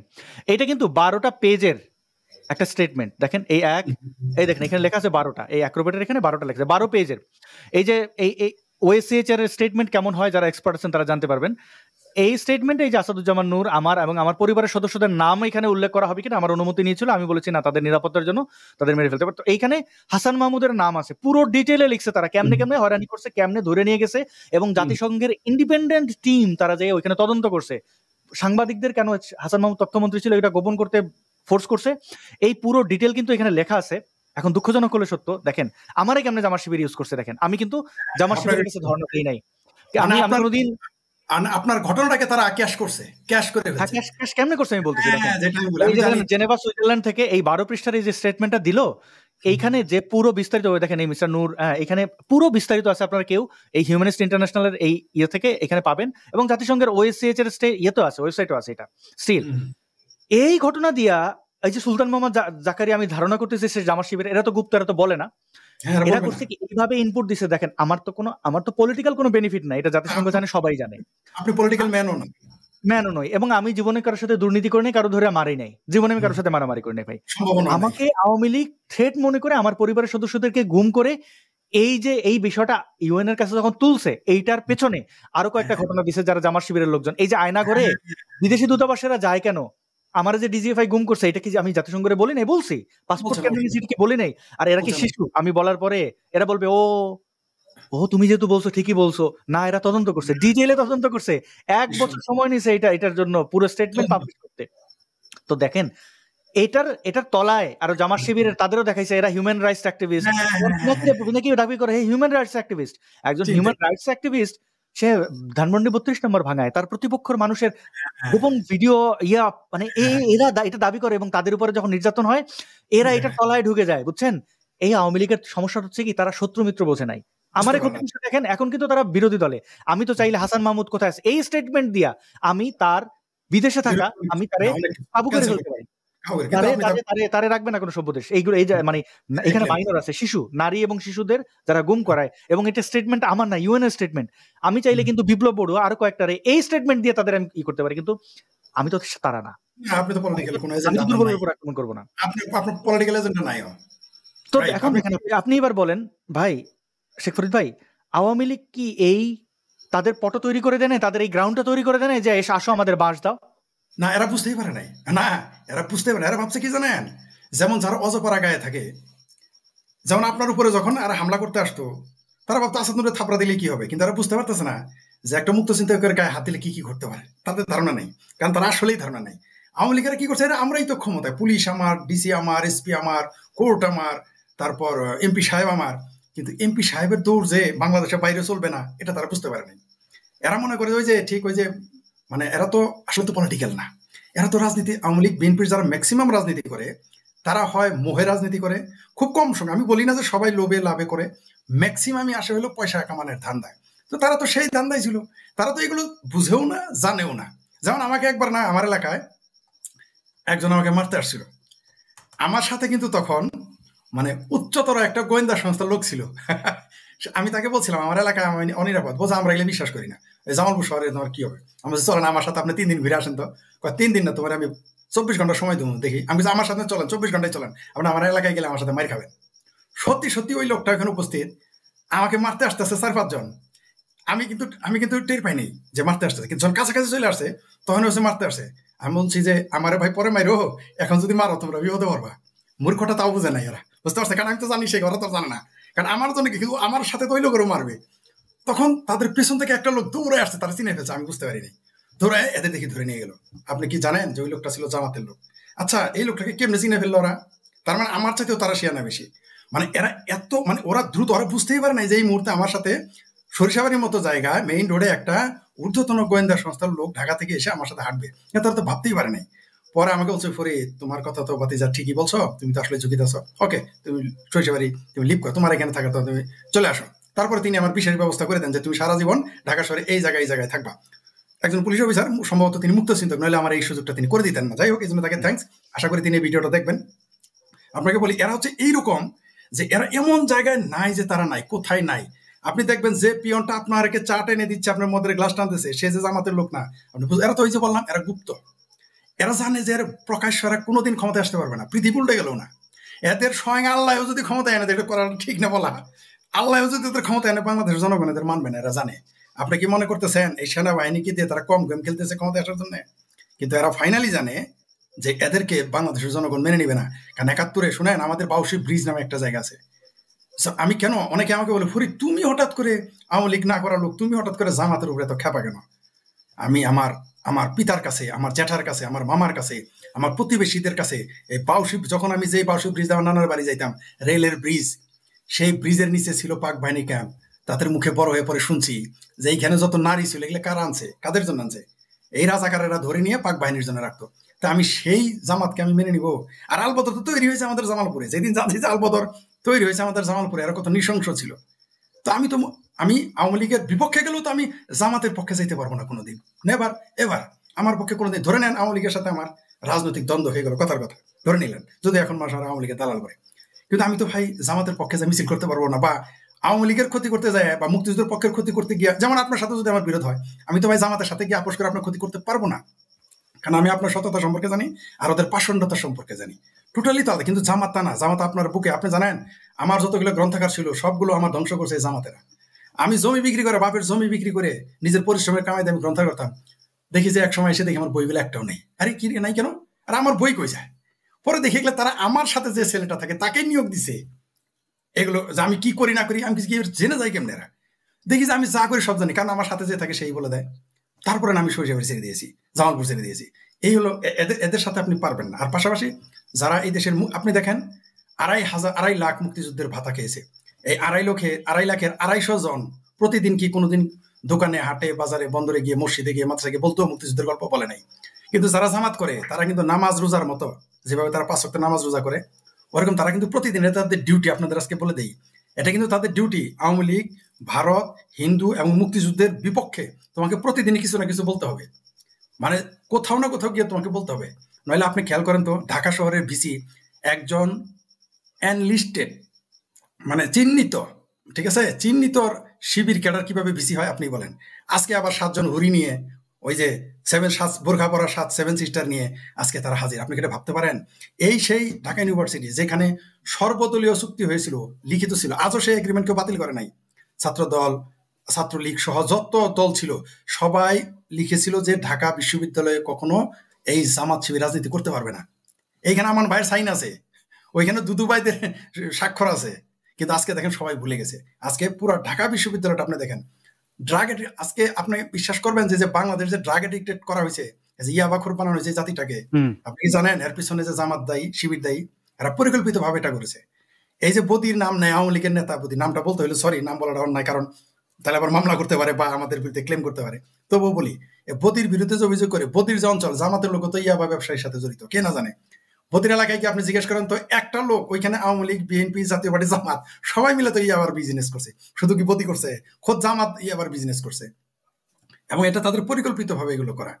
আপনি জামাতকে আপনি গিয়ে দেখেন সেনাবাহিনী, আপনি ক্যান্টনমেন্টে কতবার ভিতরে গেছেন আমি জানি না, আমি 30 বছর আগে থেকে ক্যান্টনমেন্টের ভিতরে যাই, ঠিক আছে? আমি একবার গেছিলাম, ডিজিএফআই ধরে নিয়ে গেছিল, ওটা ক্যান্টনমেন্ট ছিল কিনা আমি জানি না। আপনাকে ধরে নিয়ে গেছিল, বেড়াইতে আসা যাওয়া থাকা তো হয় নাই। আমি এলাম আমি একমাত্র সিভিল লোক যে সবচেয়ে বেশি আমি ক্যান্টনমেন্টে থাকছি, সবচেয়ে বেশি। তো এটা একজন বলছি দেখে আমাকে ঠাট্টা করছে, একজন খুব টিজ করছিল, তার জন্য যে একটা ভিডিও দেখাইছি, 3 বাহিনীর হেলিকপ্টার কিন্তু চলতেছে, 3 বাহিনীর, সেখানে আমি উপস্থিত। তো মিনিমাম আমি বিভিন্ন সময়, শুধু আমাদের অঞ্চলে ঘাটাইল ক্যান্টনমেন্টে আমি কোনোদিন যাইনি। আপনাকে একটা জিনিস বলি, ক্যান্টনমেন্টের ভিতরে আপনি কি জানেন যে তাদের যে অবকাঠামো তৈরি করছে, ক্যান্টনমেন্টের ভিতরে প্রত্যেকটা মসজিদের ইমাম জামাতের পেইড এজেন্ট। আমি দায়িত্ব নিয়ে এটা বললাম, এটা ক্যান্টনমেন্টের ভিতরে আমি শেখ ফরিদ ক্যান্টনমেন্টে ক্লাস নিতেছে, পোশাক পরা লোক বসা, আওয়ামী লীগ ক্ষমতা, আমি দায়িত্ব নিয়ে বললাম। ক্যান্টনমেন্ট নামটা আগে বললাম না, ওটা যখন আমার চ্যালেঞ্জে কেউ আসবে তখন ওইখানে আমি ফিজিক্যালি ওইখানে যাই। ক্যান্টনমেন্টের ভাই আমি শেখ ফরিদ ভাই একটু আমি 3-4 মিনিট কথা বলি, আপনি বুঝতে পারবেন। আপনি জানেন, আমি এটা জানি, দর্শকদের যারা আওয়ামী লীগের সমর্থক আছে তাদের আসলে আওয়ামী লীগ এত বাংলাদেশে 90%, 95% কিছুদিন আগে মনে হচ্ছে আওয়ামী লীগ গত বছর এইভাবে ধসটা খাইছে কেমনে, একদম রন্ধ্রে রন্ধ্রে ঘুনে খাওয়া জামাত শিবিরের লোকজন। একটা উদাহরণ দিই, আপনি আমলাদের কথা বলছেন, এই যে ক্যান্টনমেন্টের কথা বলছেন, ডিজিএফআই যে আমারে ধরছিল তার চেহারা আমার মনে আছে, 22 জন লোক ছিল এখানে, আর বাকিদের মনে নেই। যে মূল অফিসার ছিলেন নাম মামুন, এবং তার চেহারা আমার মনে আছে, আজীবন মনে থাকবে। আরেকজন নারী ছিল, তার মনে নাই। এরপরে আমি কোনোদিন ডিজিএফআই চোখে দেখি নাই, কই নিয়ে গেছিল, কই রাখছিল, 3 দিন রাখছিল, রাজি হয়েছে জেল কাটতে। হেফাজত বলছে যে আমাকে অ্যারেস্ট করতে হবে, হেফাজতকে খুশি করার জন্য আমাকে অ্যারেস্ট করছে, পাসপোর্ট নিয়ে নিছে। এটা বাংলাদেশের পক্ষ থেকে আমার পুরস্কার, আওয়ামী লীগের পক্ষ থেকে আমাকে পুরস্কৃত করছে। আচ্ছা মানলাম, এগুলা গেল। পরে এই যে আমার পরিবারের সদস্যদের উপরে যে নির্যাতনটা চালাইছে, পুলিশ সুপার নিজে ফোন করে আমাকে বলছে যে তুমি ভিডিওগুলো ডিলিট করে দাও, তুমি বুঝতেছো না কার সাথে তুমি লাগছো মিনিস্টার। আমি বললাম আপনি আমার তুমি তুমি করে বলতেছেন কেন? আপনার মতো পুলিশ অফিসার আমি কি গুনি নাকি মিয়া? মিনিস্টারই গুনি না, আপনার শেখ হাসিনারই গুনি নাকি? এরকম বলছি আমি তার সাথে, এরকম যে আপনি কারে থ্রেট দেন? আপনি আমার বাবা মারে মাইরে ফেলেন, তাও আমি ই করবেন। এরকম মোল্লা মুর্শিদ অনেকবার গেছিল বাবা মারে মাইরে ফেলতে, আমি এখন এই নাচতে নামছে এখানে আমি ঘুমটা পড়বো না, অসম্ভব। তো তারপরে তারা ওই টর্চারটা করছে। এখন এই টর্চারের পরে দেখেন আমি অনেকগুলো লেয়ার দেখছি। মানে এর আগে তো ডিজিএফআই দেখছি, আমি কেন বঙ্গবন্ধুর ছবি এঁকেছি, তারা ভাবছে কি আমি বঙ্গবন্ধুর ছবি এঁকে বোধহয় ওই আওয়ামী লীগ পরিচয় দিয়ে বোধহয় আমি জেল থেকে, মানে আমি বোধহয় আরে জেল থেকে বেল পাইছি তো আমি আইনি ভাবে, আমার আওয়ামী লীগ করলে কি না করলে কি, এই যে এখন আমি কি আওয়ামী লীগের পক্ষে করি নাকি, দেশের স্বার্থে। আমি আপনাকে একজন আমলার এটা একটা বড় উদাহরণ, হ্যাঁ, এখান থেকে বুঝবেন। আচ্ছা আচ্ছা, এই যে ইউনাইটেড নেশনসের যে OSCHR, এটা দেখতে এখানে একদম ওয়েবসাইটে, হ্যাঁ, OSCHR এখানে এই যে দেখেন ব্লগার আসাদ নূর, এখানে আমার ওই যে 12 পৃষ্ঠার ওটা একটা PDF হিসাবে ডাউনলোড হয়। আচ্ছা, এটা করার পরে এই সময় আমি সুলতান মোহাম্মদ জাকারিয়া, দেখেন তারে সব জামাত শিবিরের লোকজন, আমি অনেক তারে নিয়ে গবেষণা করছি, হোয়াট এভার।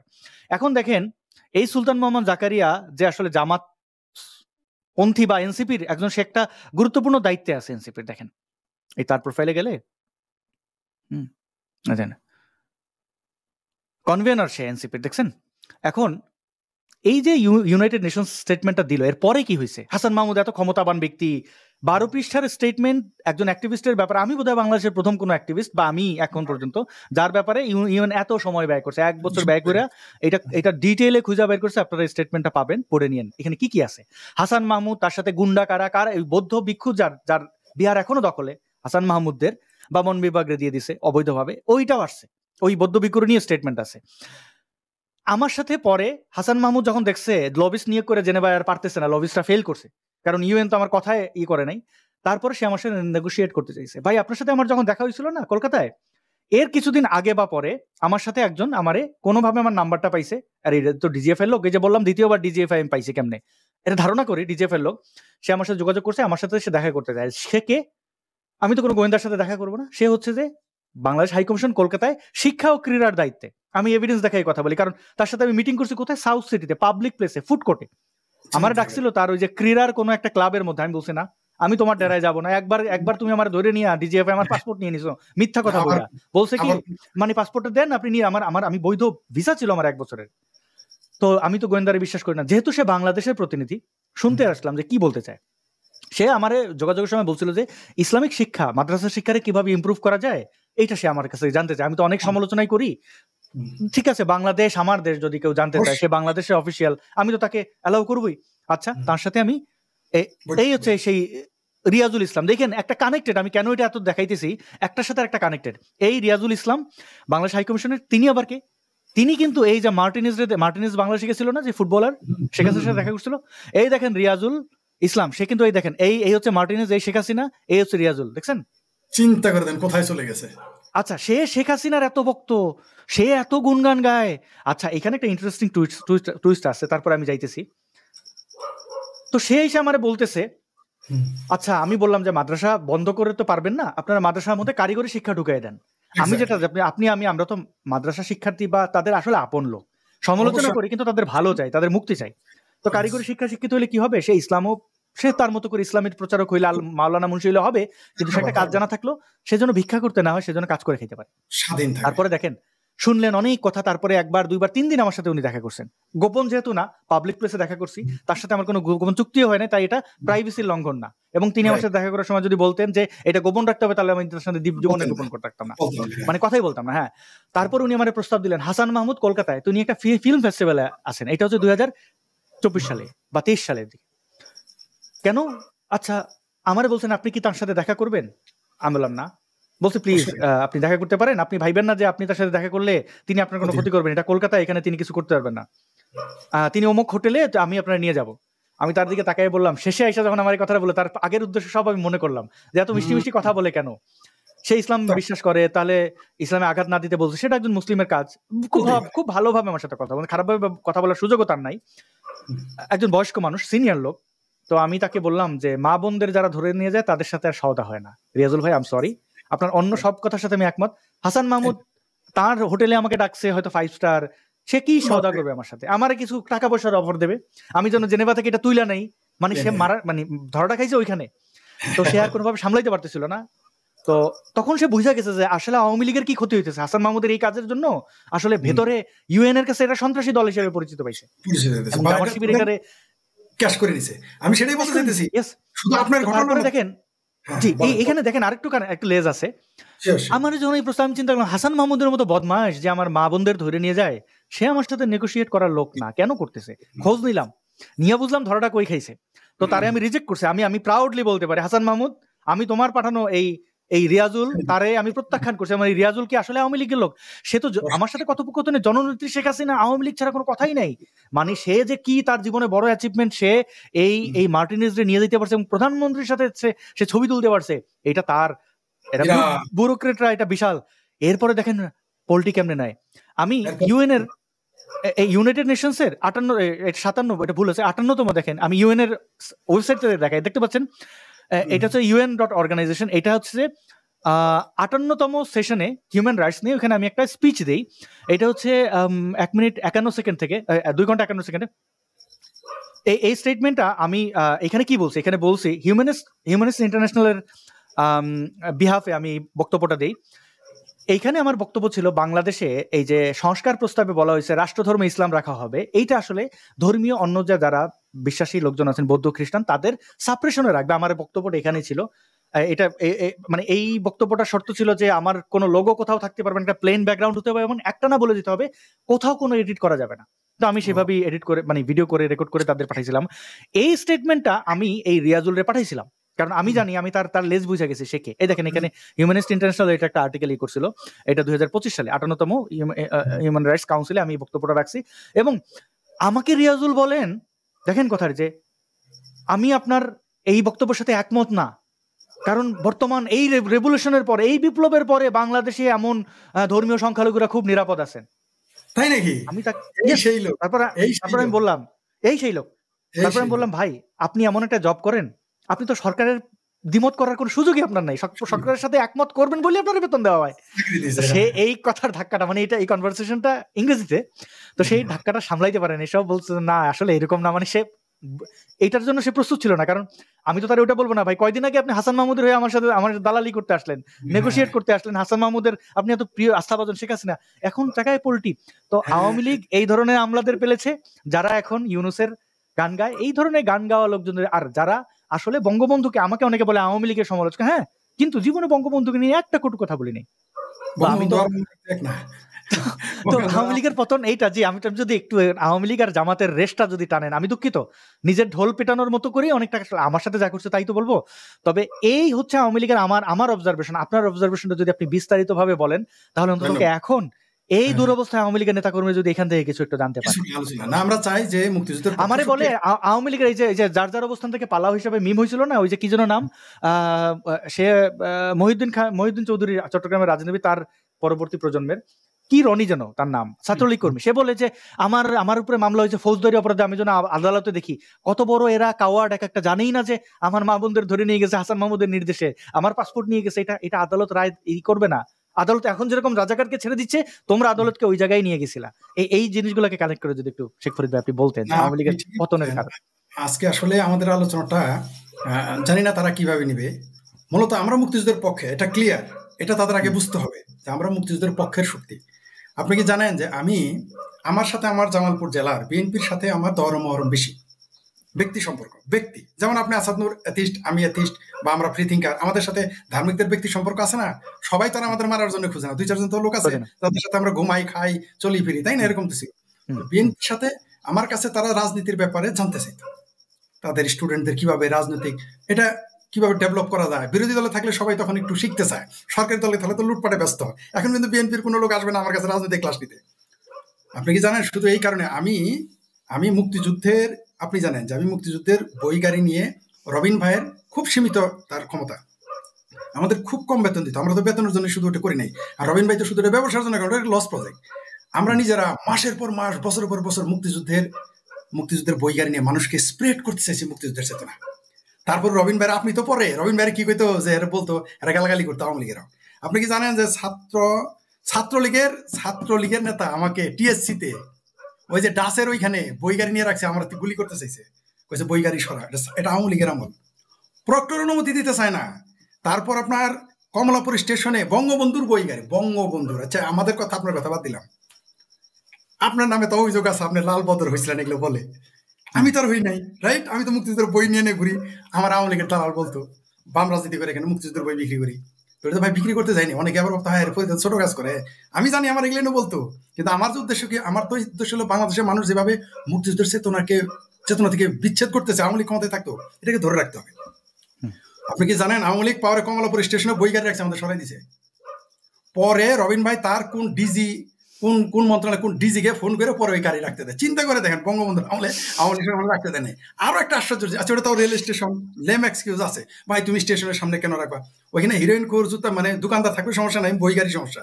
চিন্তা করে দেন, তাও কি আওয়ামী লীগের আমলে মুক্তিযুদ্ধের বই গাড়ি। তার সাথে দেখেন আছে শিল্পকলা একাডেমি, ওইটা তো আর ওইখানে তো আর বাধা দেওয়ার কথা না, তাই না?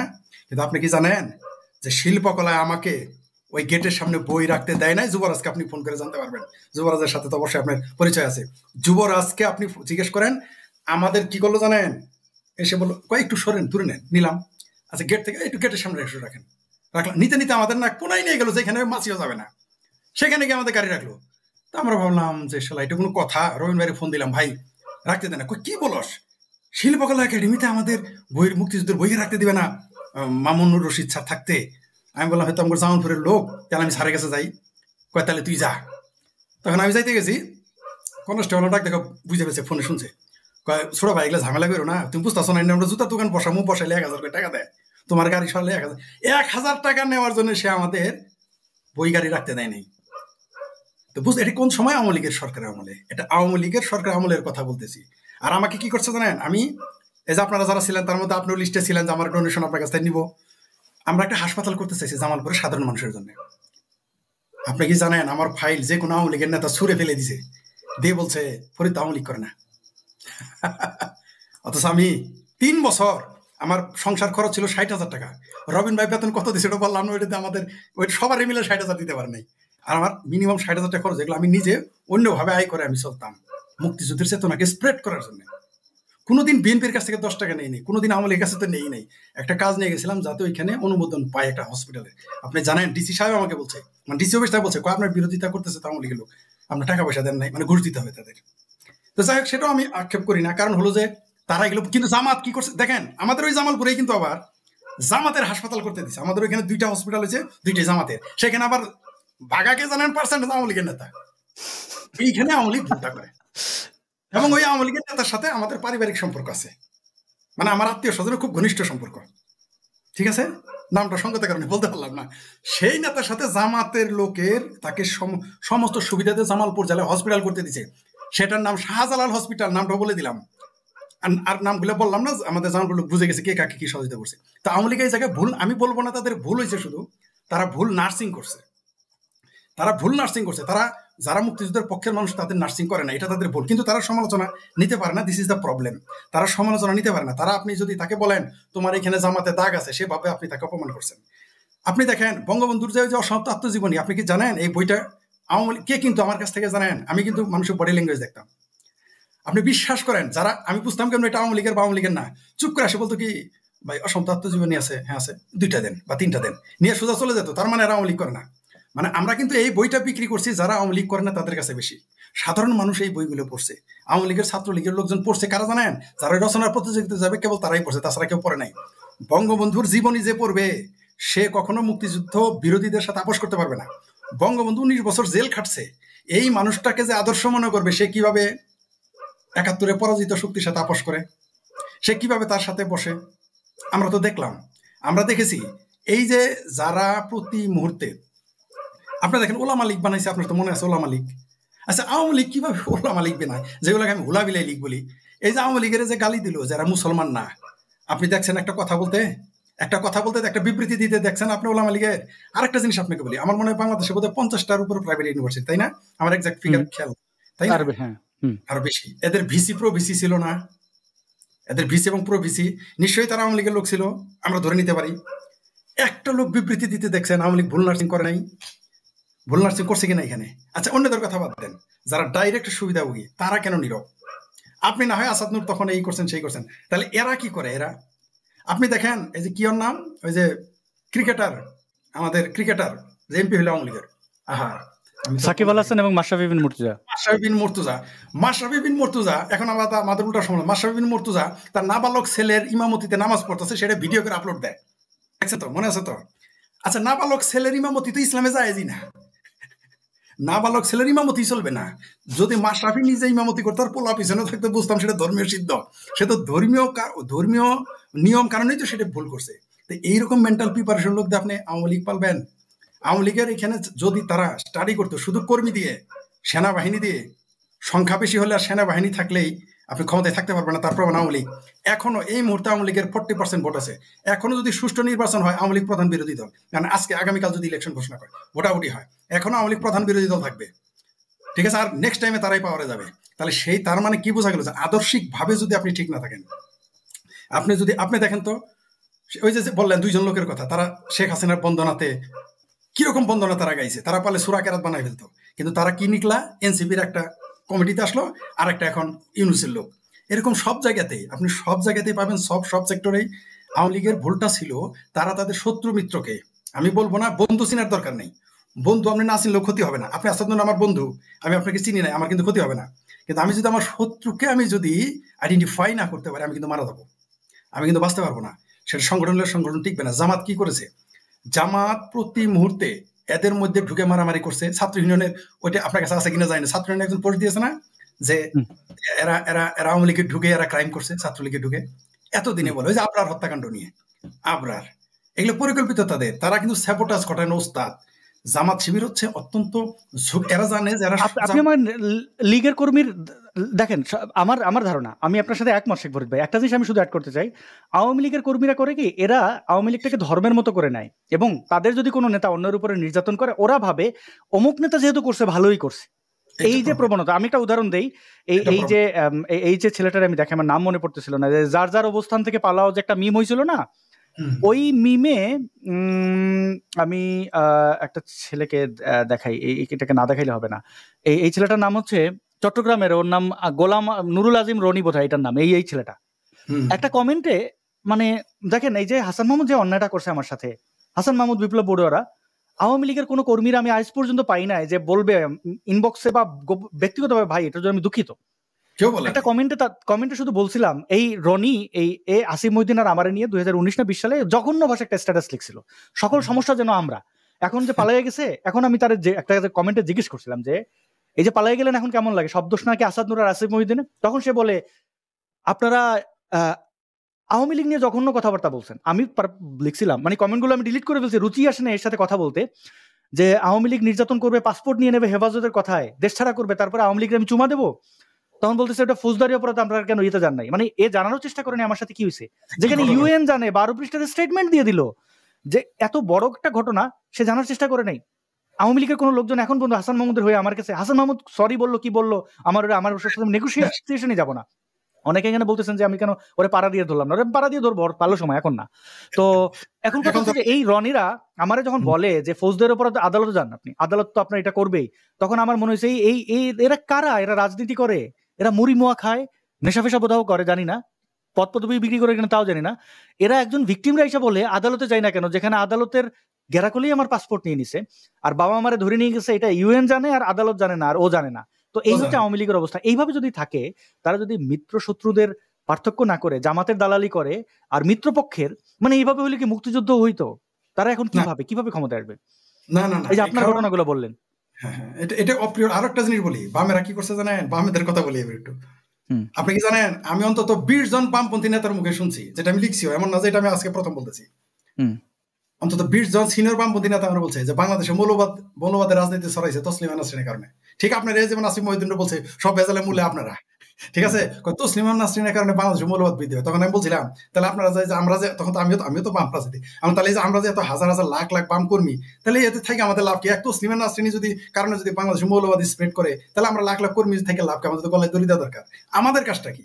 ঠিক আছে, তখন তারা বলতো না তুমি এটা বুঝো নাই, তো বয়স কম বুঝি নাই, মানে কোনো কিছু বামপন্থীরা বলবে ওটা আমি বুঝি নাই, তত্ত্বগত বিষয় আমার বলতে। আর এদের কথা কি জানেন, আর এরা হচ্ছে যে আপনাকে এরা তো চেইন অফ কমান্ড, মানে এরা তো আসলে কেউ নেতা না, কর্মী না, এরা হচ্ছে গোলাম, চাকর বাকর। আপনি ওবায়দুল কাদের সাহেবের কথাটা দেখেন নাই ওই দিন, ওই যে কি বললো, আমি তো সব শেখ হাসিনার নির্দেশে করছি।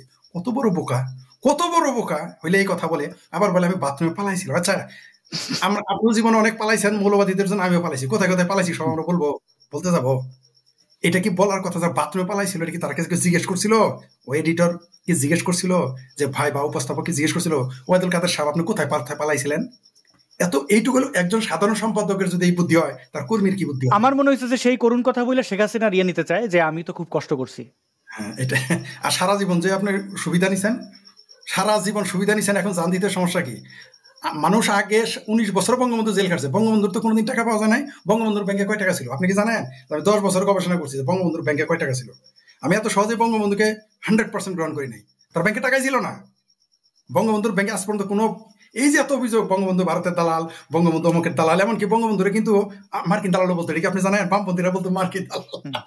ভাই যে দালাল সে অন্যরে এরকম বিভিন্ন চিন্তা করে। এখন একটা জিনিস চিন্তা করে যে আমরা যে দেশের জন্য করতেছি, এখন এইখানে কি মানে এগুলো তো অনেকে মনে করে ফেমের জন্য, অনেকে বলবে ভিউ ব্যবসায়ী, অনেকে বলবে আপনি ইসরায়েলের দালাল, আমেরিকার দালাল। তো আমি আমেরিকা থেকে আমেরিকার বিরুদ্ধে বলতেছি কেন? মানে তো দালালি তো করতাম, আমেরিকার দালালি করার জন্য ভালো জায়গায় আছে। তো এইটা হচ্ছে বেসিক চিন্তা ভাবনা। তারা টাকা ছাড়া কিছু চিন্তা করতে পারে। বঙ্গবন্ধু যে আসলে বঙ্গবন্ধু এইটা যে একটা বিশাল সম্পদ, এটার জন্য টাকার দরকার নাই। এরা ভাবে ক্ষমতায় থাকলে সে টাকা নেবে। এইটাই বুঝি। আরেকটা জিনিস আপনারা বলি, আমার সাথে কিন্তু বিএনপির যারা একটু মুক্তিযুদ্ধের পক্ষের বা যারা রাজনীতি বুঝে, তারা আমাকে কি বলছে জানেন? এটা আমি আরো কয়েক জায়গায় বলছি। ফরিদ, আসলে বাংলাদেশে যত রাজনৈতিক দল থাকুক সবার সবকিছু আছে, কিন্তু বঙ্গবন্ধু নাই। কেউ বলছে শেখ মুজিব নাই, এটা কিন্তু সত্য। তাদের যত কিছুই থাকুক, তাদের কিন্তু ওইটা নাই। বললাম বিএনপির কিন্তু জিয়া থাকতে পারে, বঙ্গবন্ধু নাই। বঙ্গবন্ধুর যে এক পাল্লায় আসবে না। তো এরা কিন্তু আওয়ামী লীগেরা এটা বুঝে না। একজন রাজনীতিক, আচ্ছা আমরা যে আদর্শের জন্য লড়াই করতেছি, আমাদের যে আদর্শ, আমরা তো টাকার জন্য এখানে আসেন। আপনি আসাদ নূর সবকিছু বাদ দিয়ে আগেও আপনি বিদেশে চলে আসতে পারেন। আপনি অনেক বিপদের মধ্যে দিয়ে আপনি আসেন, আপনি ইজিতে বিদেশে চলে আসতে পারতেন। আমার যে বয়স, আমি যদি কোথাও চাকরি করতাম এতদিন অনেক টাকা জমাইতে পারতাম। কিন্তু আমাদের তো একটা প্রত্যেকের একটা আদর্শ আছে, একটা চিন্তা ভাবনা আছে, একটা লক্ষ্য আছে। অনেকে বলে এগুলো বিদেশে যাওয়ার জন্য করে। তাহলে বিদেশে যাওয়ার জন্য যদি করে, যাওয়ার পরে কেন করবে? আমি তো অনেক অ্যাক্টিভিজম ডাবল করে দিছি, দিন রাত খাটতেছি কেন? আমি তো বিদেশ চলে আসছি অনেক আগে। এই নির্বোধেরা মনে করে কি যে ওদের তো যোগ্যতা নেই যাওয়ার। আমি ফরিদ কত জায়গায় ঘুরছি, এটা তো আমার আত্মীয় স্বজনই জানে না। অনেকে বলে ফরিদের এত টাকা ইনকাম করে টাকা গেল কই? আমি 16 থেকে 17টা দেশ ঘুরছি, আমি বুঝি কোনো দেশে যেতে পারবো না? আমি বুঝি যাইতে পারি নাই?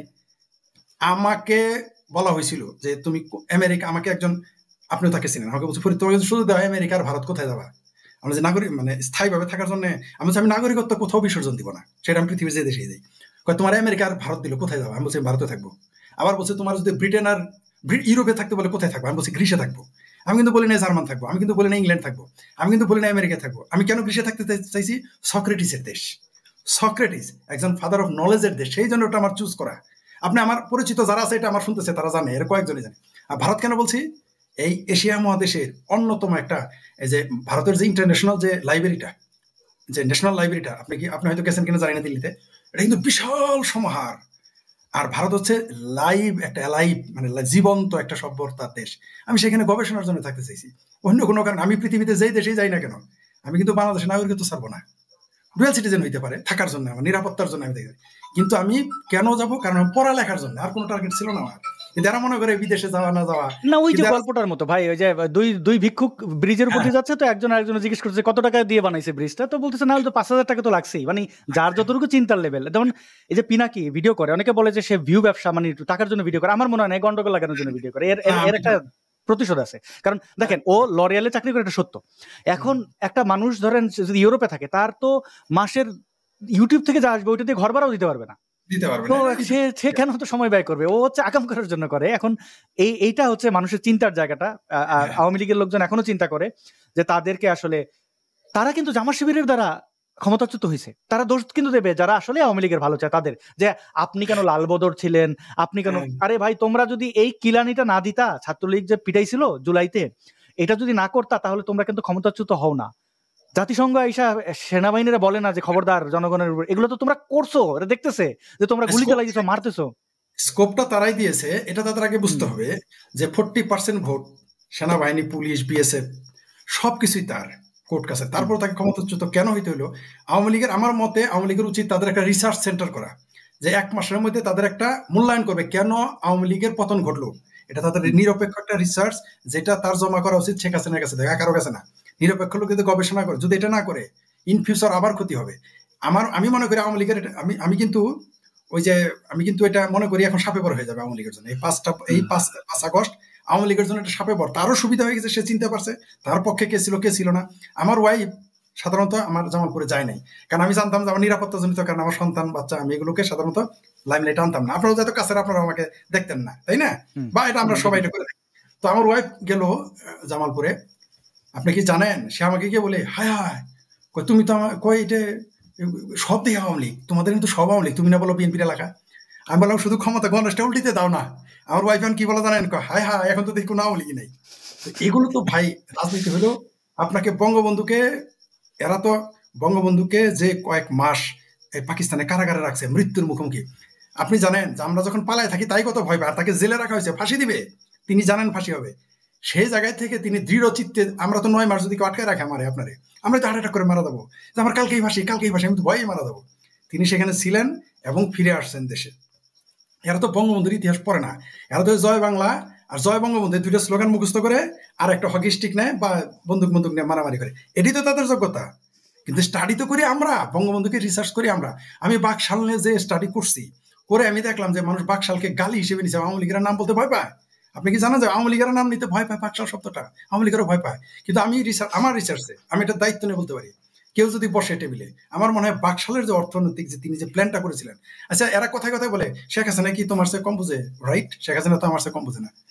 তো আমি এখন যদি প্রশ্ন করি, বঙ্গবন্ধু কি কারো সে কম বুঝে, তিনি তাহলে বাকশাল কেন কায়েম করছিলেন? বাকশাল যদি ভুল হইতো, বাকশাল যদি ভুল হয়, তাহলে বঙ্গবন্ধু কেন সেটা করলেন? বঙ্গবন্ধু কিছু বুঝেন না?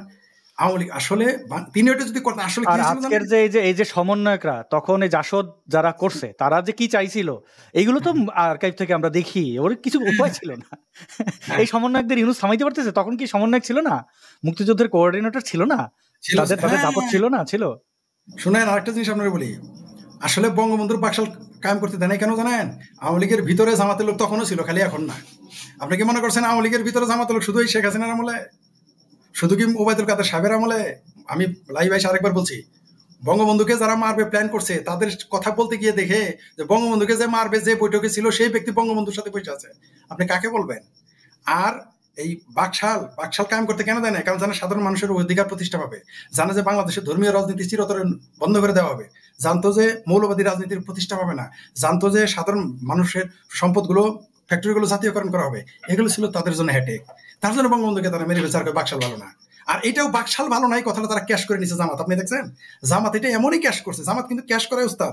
দেখেন আপনার কেসটাকে কেস আপনার আমার তো কষ্ট এখানে যে আমার সাথে কি হয়েছে এটা আওয়ামী লীগ জানলো না, ছাত্রলীগ জানার চেষ্টা করলো না, একবার দুঃখ প্রকাশ, জামাত ঠিক এটা খুঁজা একদম বাইর করে পুরো একদম এটা নিয়ে রেফারেন্স।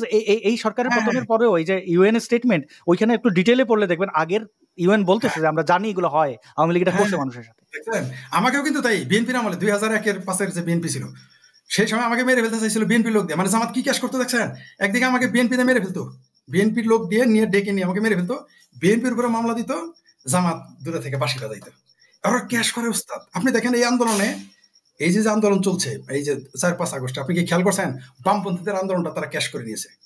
আপনি দেখতে পাচ্ছেন তো বামপন্থীরা কিন্তু জাতীয় সঙ্গীত, জাতীয় সঙ্গীত এবং বিভিন্ন বিভিন্ন দেশাত্মবোধক গান এবং পতাকা মাথায় বাঁধা পুরো শাহবাগরে কপি পেস্ট করছে।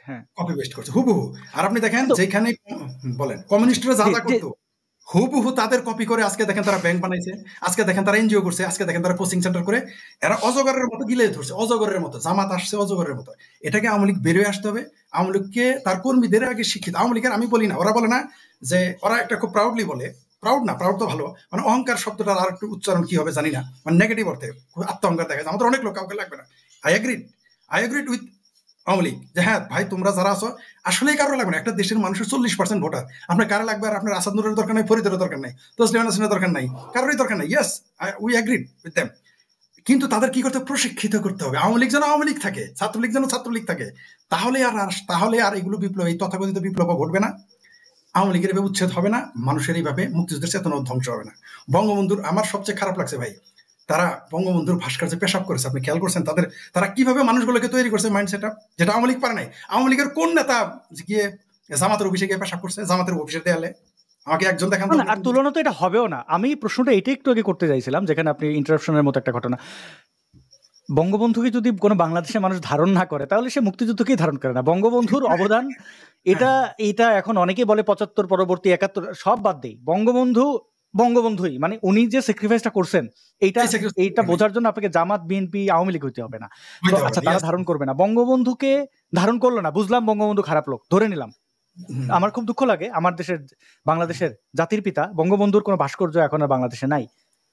কিন্তু অন্যান্য মুক্তিযোদ্ধারা তারা কি করছেন? মুক্তিযুদ্ধ কেন বাতিল করে দেওয়া হচ্ছে? দেখেন, প্রশ্নগুলোর সাথে উত্তর আছে। এটা কি শুধু আমরা খেয়াল না করলেও ওই যে আওয়ামী লীগের, ছাত্রলীগের কর্মীদের মতো ওদের নেতারা কি করে এটা খেয়াল রাখে নাই, জামাত শিবির কি করে এগুলো নিয়ে ব্যস্ত। আমরা আমাদের দেশের নাগরিক, আমাদের দেশের মুক্তিযোদ্ধাদের আমরা অপমান করি, অপদস্থ করি, সবই করি আমরা খেয়াল না করলেও। আসলে কি আমাদের যেখানে যে বালুচিস্তান, আমি একজন নারীর একটা বক্তব্য শোনাচ্ছি, আমি অনুবাদ করে দেবো, একটু শুনেন, তাহলে বোঝা যাবে যে আমাদের জুতার বাড়িটা কেমনে আমরা জুতার বাড়ি খাই। আমরা না হয় খারাপ, মানে ধরেন এই যে আমরা বঙ্গবন্ধু করি, আমরা কেন হলে খারাপ, কিন্তু আমাদেরকে আসলে বহির্বিশ্ব কিভাবে দেখে? বালুচিস্তান পাকিস্তানের একটা অংশ, তারা স্বাধীনতা ঘোষণা করেছে, তারা স্বাধীন হবেও। তারা বাঙালিকে কিভাবে দেখে দেখেন। আপনি গাদ্দার হইলে এটা যে মানুষ ভাবা দেয় না, নিজেরটা নিজে না বুঝলেও মানুষ বোঝে, এটা একটু দেখবো বক্তব্যটা। वो हर रोज हमें मारने आते हैं, हर रोज छुप कर गीदड़ की तरह वार करते हैं। এখানে অনুবাদ আছে, ওরা প্রতিদিন আমাদের মারতে আসে, চুপকে চাপকে শিয়ালের মতো চুপিসরে আক্রমণ করে। आप हमें डरा नहीं सकते, लाशें হ্যাঁ, তুমি আমাদের ভয় দেখাতে পারবে না, লাশ ফেলতে পারবে, কিন্তু गिराएं और कितने गिराएंगे? लाशें गिरने से हम क्या कमजोर पड़ जाएंगे? লাশ পড়ে গেলে কি আমরা দুর্বল হয়ে যাব? নো, এইটাই বলছেন এই নারী। आ जाए किस किस को मारेंगे आप? আর কাকে কাকে जितने मारेंगे हम उतने निकलेंगे, और हमारी हर नस्ल आपके खिलाफ सिर्फ मुजम्मत का আমাদের যত মারবে আমরা তত বেরিয়ে আসবো, এবং আমাদের সমস্ত প্রজন্ম তোমাদের বিরুদ্ধে নিন্দা জানাবে। এটা ইউটিউব অটো কনভার্ট করছে। আমি এই ভদ্র মহিলার নামটি বারবার আমি ভুলে যাই, তাও আমি একটু দেখার চেষ্টা করছি। ওনার নামটা হচ্ছে খুব সুন্দর একটা নাম, মেহরান বালুচ, ডক্টর মেহরান মেহরান বালুচ। ইয়েস, এবং ওনার ইংরেজিতে বেশ কিছু চমৎকার বক্তব্য আছে। তো এটা বালুচ ভাষায় আমি বলছি। हर रोज छुप कर गीदड़ की तरह वार करते हैं। आप हमें डरा नहीं सकते, लाशें गिराएंगे, गिराएं और कितने गिराएंगे? लाशें गिरने से हम क्या कमजोर पड़ जाएंगे? आ जाए किस किस को मारेंगे आप? जितने मारेंगे हम उतने निकलेंगे, और हमारी हर नस्ल आपके खिलाफ सिर्फ मुजम्मत का ही रास्ता अपनाएगी। তোমাদের বিরুদ্ধে নিন্দা জানাবে পরবর্তী প্রজন্ম। बाज आ जाओ, अब बलोच अवाम खड़ी हुई है। বালুচের সাধারণ জনগণ দাঁড়িয়েছে। ये 1948 नहीं है, ये এটা 1948 সাল নয়, 2023 है, এটা 2023 সাল। और ये बंगाल नहीं है, ये बलूचिस्तान है। দেখছেন কিভাবে এটা আমাদের বাংলা নয়, এটা বালুচিস্তান। এর পরের শব্দটা খেয়াল করবে সকল দর্শকরা। এইখানে এটা বাংলাদেশ না, মানে বাঙালি না, মানে বাঙালি যে চুতিয়া বেঈমান জাতি, আমরা বেঈমান, আমরা বালুচ। এটাকে বলে দেশপ্রেম এবং তুলনা। हम कभी नहीं भूलेंगे अपने शहीदों को। हम আমরা কোনোদিন আমাদের শহীদদের বলবো না এটা বাঙ্গাল না, এটা বালুচিস্তান। বাঙালি গাদ্দাররা তাদের শহীদদের ভুলে যায়, আমরা বালুচরা আমরা এটা ভুলবো না। আমরা কখনোই হাম কবি নেই আমার শহীদ কো, এরকম কিছু একটা বলছিলেন। হ্যাঁ, हैं उन इज्तिमाई कब्रों के वारिस जिनको আমরা সেই ইজতেমা আর কবরগুলোর উত্তরাধিকারী, মানে তাদের শহীদদের কবরের উত্তরসূরি। आप फेंकते हो ना, वो बलोच की कब्रें। वो हर তো रोज এই কথাটার উপরে আমি জানি ফরিদ ভাই আপনি এই কথার উপরে 1 ঘন্টা কথা বলে যেতে পারবেন।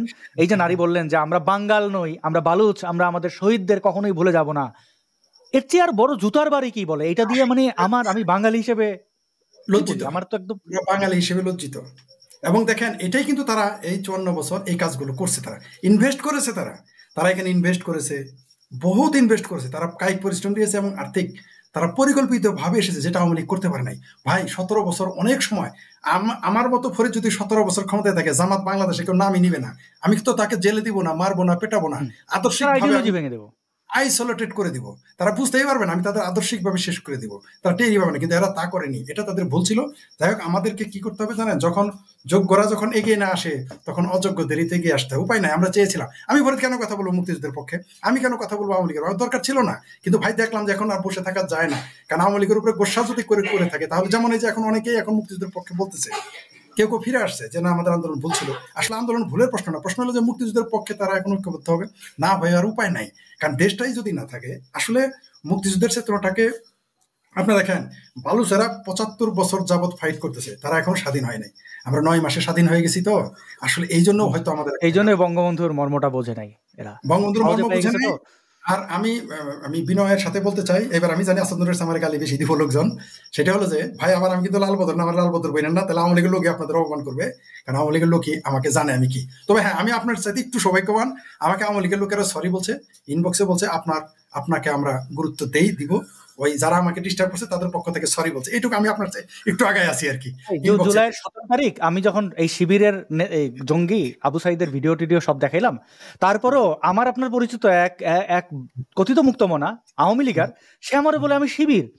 আমার কাছে ভাই আমারে আপনি জানেন তো ভাইয়া ফরিদ ভাই, আপনারা আমাদের মা বোন বউ বাচ্চা দুনিয়ার সব নিয়ে এত কথ্যভাবে গালাগালি করে, আমার সামনে বসে যদি কেউ গালি দেয় আমি কিচ্ছু মনে করি না, কিন্তু আমরা যদি কেউ শিবির বলছে শিবিরের মতো জঘন্য এই তকমা আমি নেবো না। তুমি আমার আমেরিকার দালাল বলো, এই ভারতের দালাল বলো, ভারতের দালাল বললে ভারতের প্রতি আমি কৃতজ্ঞ, আমার এই ইসরায়েলের দালাল বলো, এই বলো আমি কিচ্ছু বলবো না, আমার শিবির বলবো আমি এটা মানে নেবো না। এটা দুঃখজনক, আপনার মতো লোকেরা যারা শিবির বলে তারা হয় আপনাকে চিনে না, আর নইলে শিবিরকে চিনে না, অথবা দুইজনের চিনে না, ওটা ফরগট ইট, এরা আসলে নির্বোধ, বুঝতে পারছেন? তো আমি যেটা বলতে চাইছিলাম যে এবার আমারও গালি দিতে পারে, ছাত্রলীগের যুবলীগের প্রত্যেকটা তরুণ কর্মীকে বঙ্গবন্ধুর বই ওই ছড়ায় দেওয়া না, তাদেরকে পড়তে বাধ্যতামূলক, এটা পাঠ্য থাকতে হবে। শুধু বঙ্গবন্ধুর সব আত্মজীবনী না, বঙ্গবন্ধুর সম্পর্কে জেনারেল হিস্ট্রি তুলে ধরতে হবে আলাদা, জেনারেল হিস্ট্রি আর হিস্ট্রি আলাদা, বায়াস হিস্ট্রি আর হিস্ট্রি আলাদা। আমি দেখতাম বিদেশিরা কি বলতো জানেন, তারা বায়াস না, তারা একদম হিস্ট্রি বই চাইতো সবসময়। দেখ আজকে অনেক কথা বললাম আমরা, বঙ্গবন্ধুর বই পড়তে হবে, বঙ্গবন্ধুর জীবনীকে স্টাডি করতে হবে। যে লোক বঙ্গবন্ধুর জীবনী স্টাডি করবে সে কখনো মৌলবাদী হইতে পারবে না, সে কখনো অগণতান্ত্রিক হইতে পারবে না, আমি এটা বিশ্বাস করি। জি, অনেক ধন্যবাদ ভাই। আমি ওই যে একটা কথা বলছিলাম যে আমি আসলে এখনো চাই মনে প্রাণে বাংলাদেশের মুক্তিযুদ্ধের পক্ষে মানে সরাসরি দাঁড়ানো একটা দল তো আওয়ামী লীগ, এটা অবিশ্বাস করার কোনো আমার সুযোগ নাই, কিন্তু কাউকে শিবির বলে ট্যাগ দেবেন না। এই দেখেন জুলাইতে ভাই এই যে নুসরাত জাহান উর্মি উনি এটা লিখছিলেন যে আমাকে এই দেখেন এই যে আক্তার হোসেন নামের নাস্তিক করে গ্রুপে থাকতো, অনেকগুলো গ্রুপে, বলছে যে আমি জামাতের দোসর, আমার শিবির বলছে। এই দেখেন আমার এই কষ্টটা দেখেন, এটা জুলাইয়ের 31 তারিখও আমি বোধহয় লিখছিলাম এটা দিয়ে, খুব অভিমান করে আমার শিবিরও বলছে, আর একটা জায়গায় সে শিবির বলছে। আমি আন্দোলনকে সমর্থন করছি, এই যে কামরুল হাসান মামুনরা কেন দাঁড়াইছেন, ছাত্রদের উপরে অন্যায়ভাবে আক্রমণ করা হচ্ছে, আর কেউ যদি ভুলে ওই আন্দোলনে যায়ও তো এটা তো এই দায় তো এই যে পিটাইছে এগুলো দেখলে তো পরে এটাতে কেউ সমর্থন করতে পারবে না। এখন এই জন্য আপনি তো আমার লাল বদর বলতে পারেন না, আমার শিবিরের দালাল বলতে পারেন না। যাই হোক, এগুলো করছে ভাই, এই জায়গাটা দাঁড়ায় আপনি একটু তাদেরকে একটু যদি তাদের আমি আশা করি না যে এদের মধ্যে এরা ইয়ে হবে, কিন্তু এই আন্দোলনটাতে রাজাকারদের ছিল, এই আন্দোলনটাতে জঙ্গিদের ছিল, সেইটা আমি জুলাই 16 তারিখ বলছি, এবং এখন এসে লস্করে তৈয়বার নেতা সে বলতেছে যে হ্যাঁ এটার সাথে সে ইনভলভ ছিল। দেখেন জাতিসংঘ কর্তৃক নিষিদ্ধ ঘোষিত সংগঠন লস্করে তৈয়বার নেতা মুজাম্মিল হাজমি সে বলছে, কি বলছে একটু শোনেন তো তার মুখ থেকে।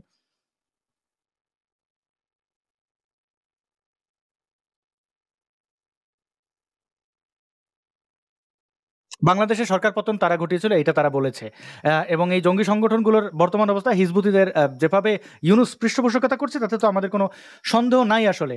এবং এটা নিয়ে আপনি যদি একটু বলতেন যে ভাই আওয়ামী লীগের নেতাদের এখন কি করণীয়, তারা কি ওই মুক্তিযুদ্ধের চেতনা, ওই বঙ্গবন্ধু, ওই আলবদর, ওই লালবদর বইলা মানুষকে ট্যাগ দেবে, নাকি তারা একটু শান্ত হবে, তাদের ভুলটা বুঝবে, তারা অন্যায় করছে, তারা এখন কিভাবে ফিরতে পারে? প্রথমে যেটা আমি বললাম, প্রথমে তাদের আগে রিসার্চ করতে হবে যে কেন তাদের পতনের কারণ সমূহ সোজা হিসাব, এটা তারাই গবেষণা করবে, এই দায়িত্ব আপনার আমার না, তারাই গবেষণা, আমাদের সহযোগিতা চাইলে আমরা করতে পারি, তারা যদি আমাদের সহযোগিতা চায় নিরপেক্ষভাবে সেটা প্রকাশ করার দরকার নেই, সেটা আওয়ামী লীগের প্রচার সম্পাদকের কাছে যাবে, প্রচার সম্পাদকের ভাইয়া শেখ হাসিনার কাছে যাবে, রাইট? তাহলে আমি ওটা বাইরেও প্রচারের দরকার নেই, কারণ ওখানে নেতিবাচক অনেক কিছু থাকবে, আওয়ামী লীগের ভুল ত্রুটি প্রকাশ হয়ে যাবে, মানে গোপন বিষয় প্রকাশ হবে। এগুলো আগে তাদের মূল্যায়ন করতে হবে, তাদের ভুলগুলো কি। প্রথমে যদি আপনি আপনার ভুল বুঝতে পারেন, তারপরে যেটা আমি আপনাকেই বলছি না, কাকে বললাম, আমার সাথে ইংল্যান্ডের একজন মানে ব্রিটিশ একজন নেভির সাথে কথা হয়, নেভি অফিসারের সাথে, তিনি আমাকে বলছেন প্রথমে তারা বলছে যে যুদ্ধে প্রথম নিয়ম হলো শত্রু আগে আইডেন্টিফাই করতে হবে, বন্ধু না। বন্ধু তুমি কে জানলে ভালো, না জানলে সমস্যা নেই, তো আগে তোমার শত্রু আইডেন্টিফাই করতে হবে। আওয়ামী লীগকে আগে শত্রু আইডেন্টিফাই করতে হবে, তার শত্রুকে। আওয়ামী লীগের শত্রু শেখ ফরিদ, না আওয়ামী লীগের শত্রু আসাদ নূর, তসলিমা নাসরিন, নাকি আওয়ামী লীগের শত্রু মৌলবাদী শক্তি, এটা আগে তাদেরকে নিশ্চিত করতে হবে। এই ব্যাপারে আমরা নিজেরা বলবো না, কে কি বলছে তারাই গবেষণা করুক। আবার আমরা বলবে আমরা মুক্ত চিন্তক, আমরা ধর্ম মানি না, ধর্মের বিরোধিতা বলছে, আমাদের দরকার নেই, তারাই গবেষণা করুক। আমি বারবার বলেছি, আপনি দেখেন 560টা মসজিদ বানাইছে, ওগুলো ওই 560টা মসজিদের যে একজন ইমাম একজন খাদেম, এদের একটা ভোট পাবে আওয়ামী লীগ কোনোদিন? না আমি কোনোদিন বলছি পাবে না আমি বলছি না যে আওয়ামী লীগের মসজিদ করা ভুল হয়েছে, এটা আমি বলছি না, কিন্তু এই তাদের মুহূর্তে এটা এই মুহূর্তে চলছে শেখ ফরিদ ভাই, আমি দুঃখিত, এই যে দেখেন এই যে মবদের নেতা, হ্যাঁ মব স্টার সার্জিস আলম, সে 4 ঘন্টা আগে একটা পোস্ট দিছিল জিএম কাদরে দেখে নিতে হবে, জিএম কাদর এই সেই, সে জিএম কাদরে বলছে যে আওয়ামী লীগের দোষর ছিল, ও নিজে তো ছাত্রলীগ করছে। দেখেন কত বড় হিপোক্রেট। এখানে লিখছে কি, জাতীয় পার্টি আওয়ামী লীগের সবচেয়ে বড় দোষর, বিরোধী দলে যাবতীয় সুযোগ সুবিধা ভোগ করে আওয়ামী লীগকে সরকারি দলের বৈধতা দিয়েছিল এই জাতীয় পার্টি। প্রত্যেক ইলেকশনের আগে অবৈধ সরকারি দলের বিরোধিতার নামে ভণ্ডামি করত। তারপর নির্বাচনের ঠিক কয়েকদিন আগে জিএম কাদের ভারতে গিয়ে নেগোসিয়েশন করে ডামি বিরোধী দল সে যে বসে থাকতো, সেই জিএম কাদের এখন বাইরে কিভাবে সরকারকে ধাক্কা না দিলে কি কাজ হয় না? নাকি প্রত্যেকটা কাজের জন্য ছাত্র জনতাকে নতুন করে মাঠে নামতে হবে? এই কথা সার্জিস বলেছে। এই মুহূর্তে আমাদের একজন কমেন্ট করেছেন যে নূর ভাই রংপুরে জিএম কাদেরের বাড়ি ভাঙচুর করছে, এই মবদের আওয়ামী লীগ সৃষ্টি করেছে। এই সার্জিস ছাত্রলীগ নেতা ছিল, এই হাসান আব্দুল্লাহ ছাত্রলীগ নেতা ছিল। তাহলে গলায় ধরে দিয়ে মরে যাওয়া উচিত এদের। এই সাদ্দাম হোসেন এই যে ছাত্রলীগের নেতা, ওর তো পদত্যাগ করা উচিত এই লজ্জায়। আমি ওর জায়গায় হলে পদত্যাগ করতাম। ভুল স্বীকার করে দায়িত্ব নিয়ে পদত্যাগ করা উচিত তার, যে আমার ভুল হয়েছে, আমি এটা বলা উচিত। তারপরে তার আবার কাজও করতে হবে, দায়ভার ছেড়ে চলে যাওয়া যাবে না, তাকে কাজ করে যেতে হবে মুক্তিযুদ্ধের পক্ষে। ভুল হতে পারে মানুষের, আমরা বলতেছি না যে মানুষের তো ভুল হবেই। আগে আপনাকে যে কোনো যুদ্ধে, রাজনৈতিক যুদ্ধ একটা যুদ্ধ, political battle is a battle. শুধুমাত্র ওয়ারে গেলে আপনি যে আপনার শত্রু মিত্র তা না, আপনি ব্যক্তি জীবনে আপনার শত্রু, আগে আপনাকে আইডেন্টিফাই করতে হবে আপনার শত্রুকে। প্রথমত হলো যে মুক্তিযুদ্ধ বিরোধী শক্তি কখনো আওয়ামী লীগের আপন হবে না, মুক্তিযুদ্ধ বিরোধী শক্তি কখনো গণতন্ত্রের পক্ষে যাবে না, এটা আগে তাকে বুঝতে হবে এবং তার কর্মীদের বুঝাইতে হবে।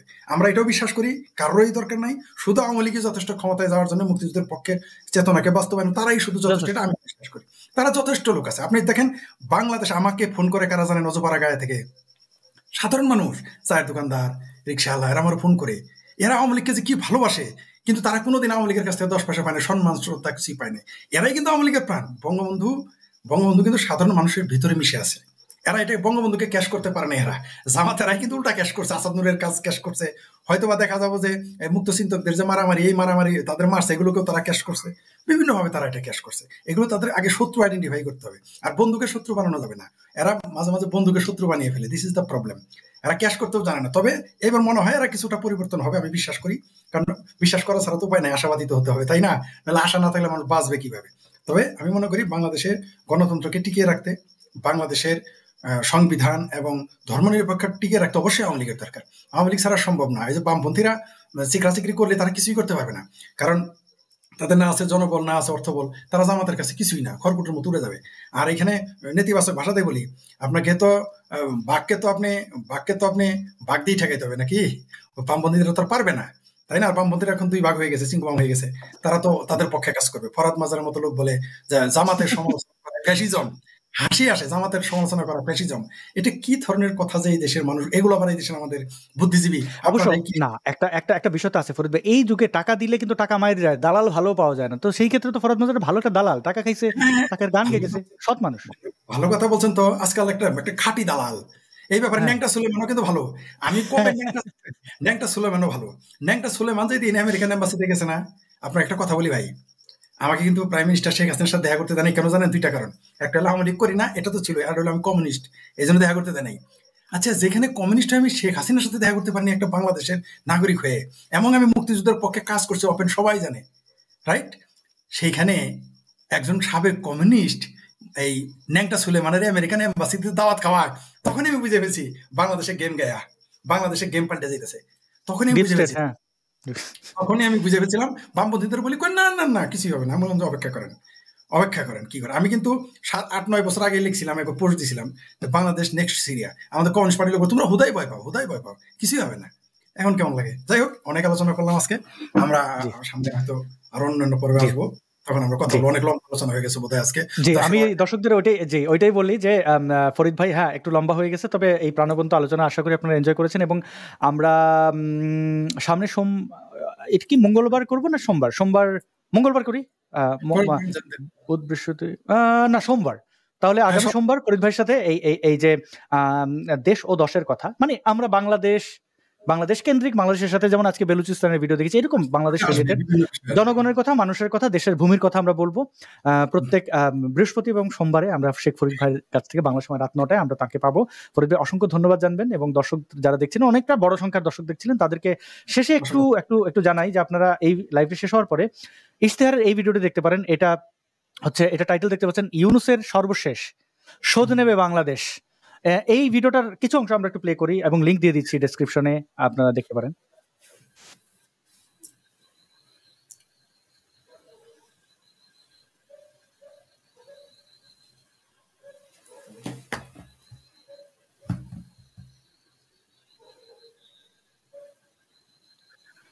এই ভিডিওটি আপনারা দেখতে পারেন। আশা করি খুব ছোট 9 মিনিটের ভিডিও, কিন্তু আপনারা অনেক অনেক গুরুত্বপূর্ণ তথ্য পাবেন ইশতেহারের প্রযোজনা এবং পরিচালনায়। এই ভিডিওটি আপনারা এই যে এখন আপনারা যেখানে দেখছেন আমাকে, তার ডেসক্রিপশনে, অর্থাৎ এই ভিডিওটি ডেসক্রিপশনে এটি লিংক দেওয়া থাকবে। শেখ ফরিদ ভাই, আপনাকে আবারও কৃতজ্ঞতা জানাই, দর্শকদের ধন্যবাদ এবং কৃতজ্ঞতা জানাই আজকে এখানে শেষ করি। আপনাকে ধন্যবাদ এবং আপনাকে ধন্যবাদ, আপনার দর্শকদের অসংখ্য ধন্যবাদ। আবার আপনাদের সাথে আমাদের প্রতি বৃহস্পতিবার এবং সোমবার দেখা হবে। ভালো থাকবেন সবাই। জি, আমার পক্ষ থেকে একই কথা, সবাই ভালো থাকবেন, সুস্থ থাকবেন, এবং বাংলাদেশকে ভালোবাসুন। বাংলাদেশের যা কিছু ইতিবাচক পদক্ষেপ আপনার পক্ষ থেকে নেওয়া যায় সেটা নেওয়ার চেষ্টা করুন। আবার দেখা হবে।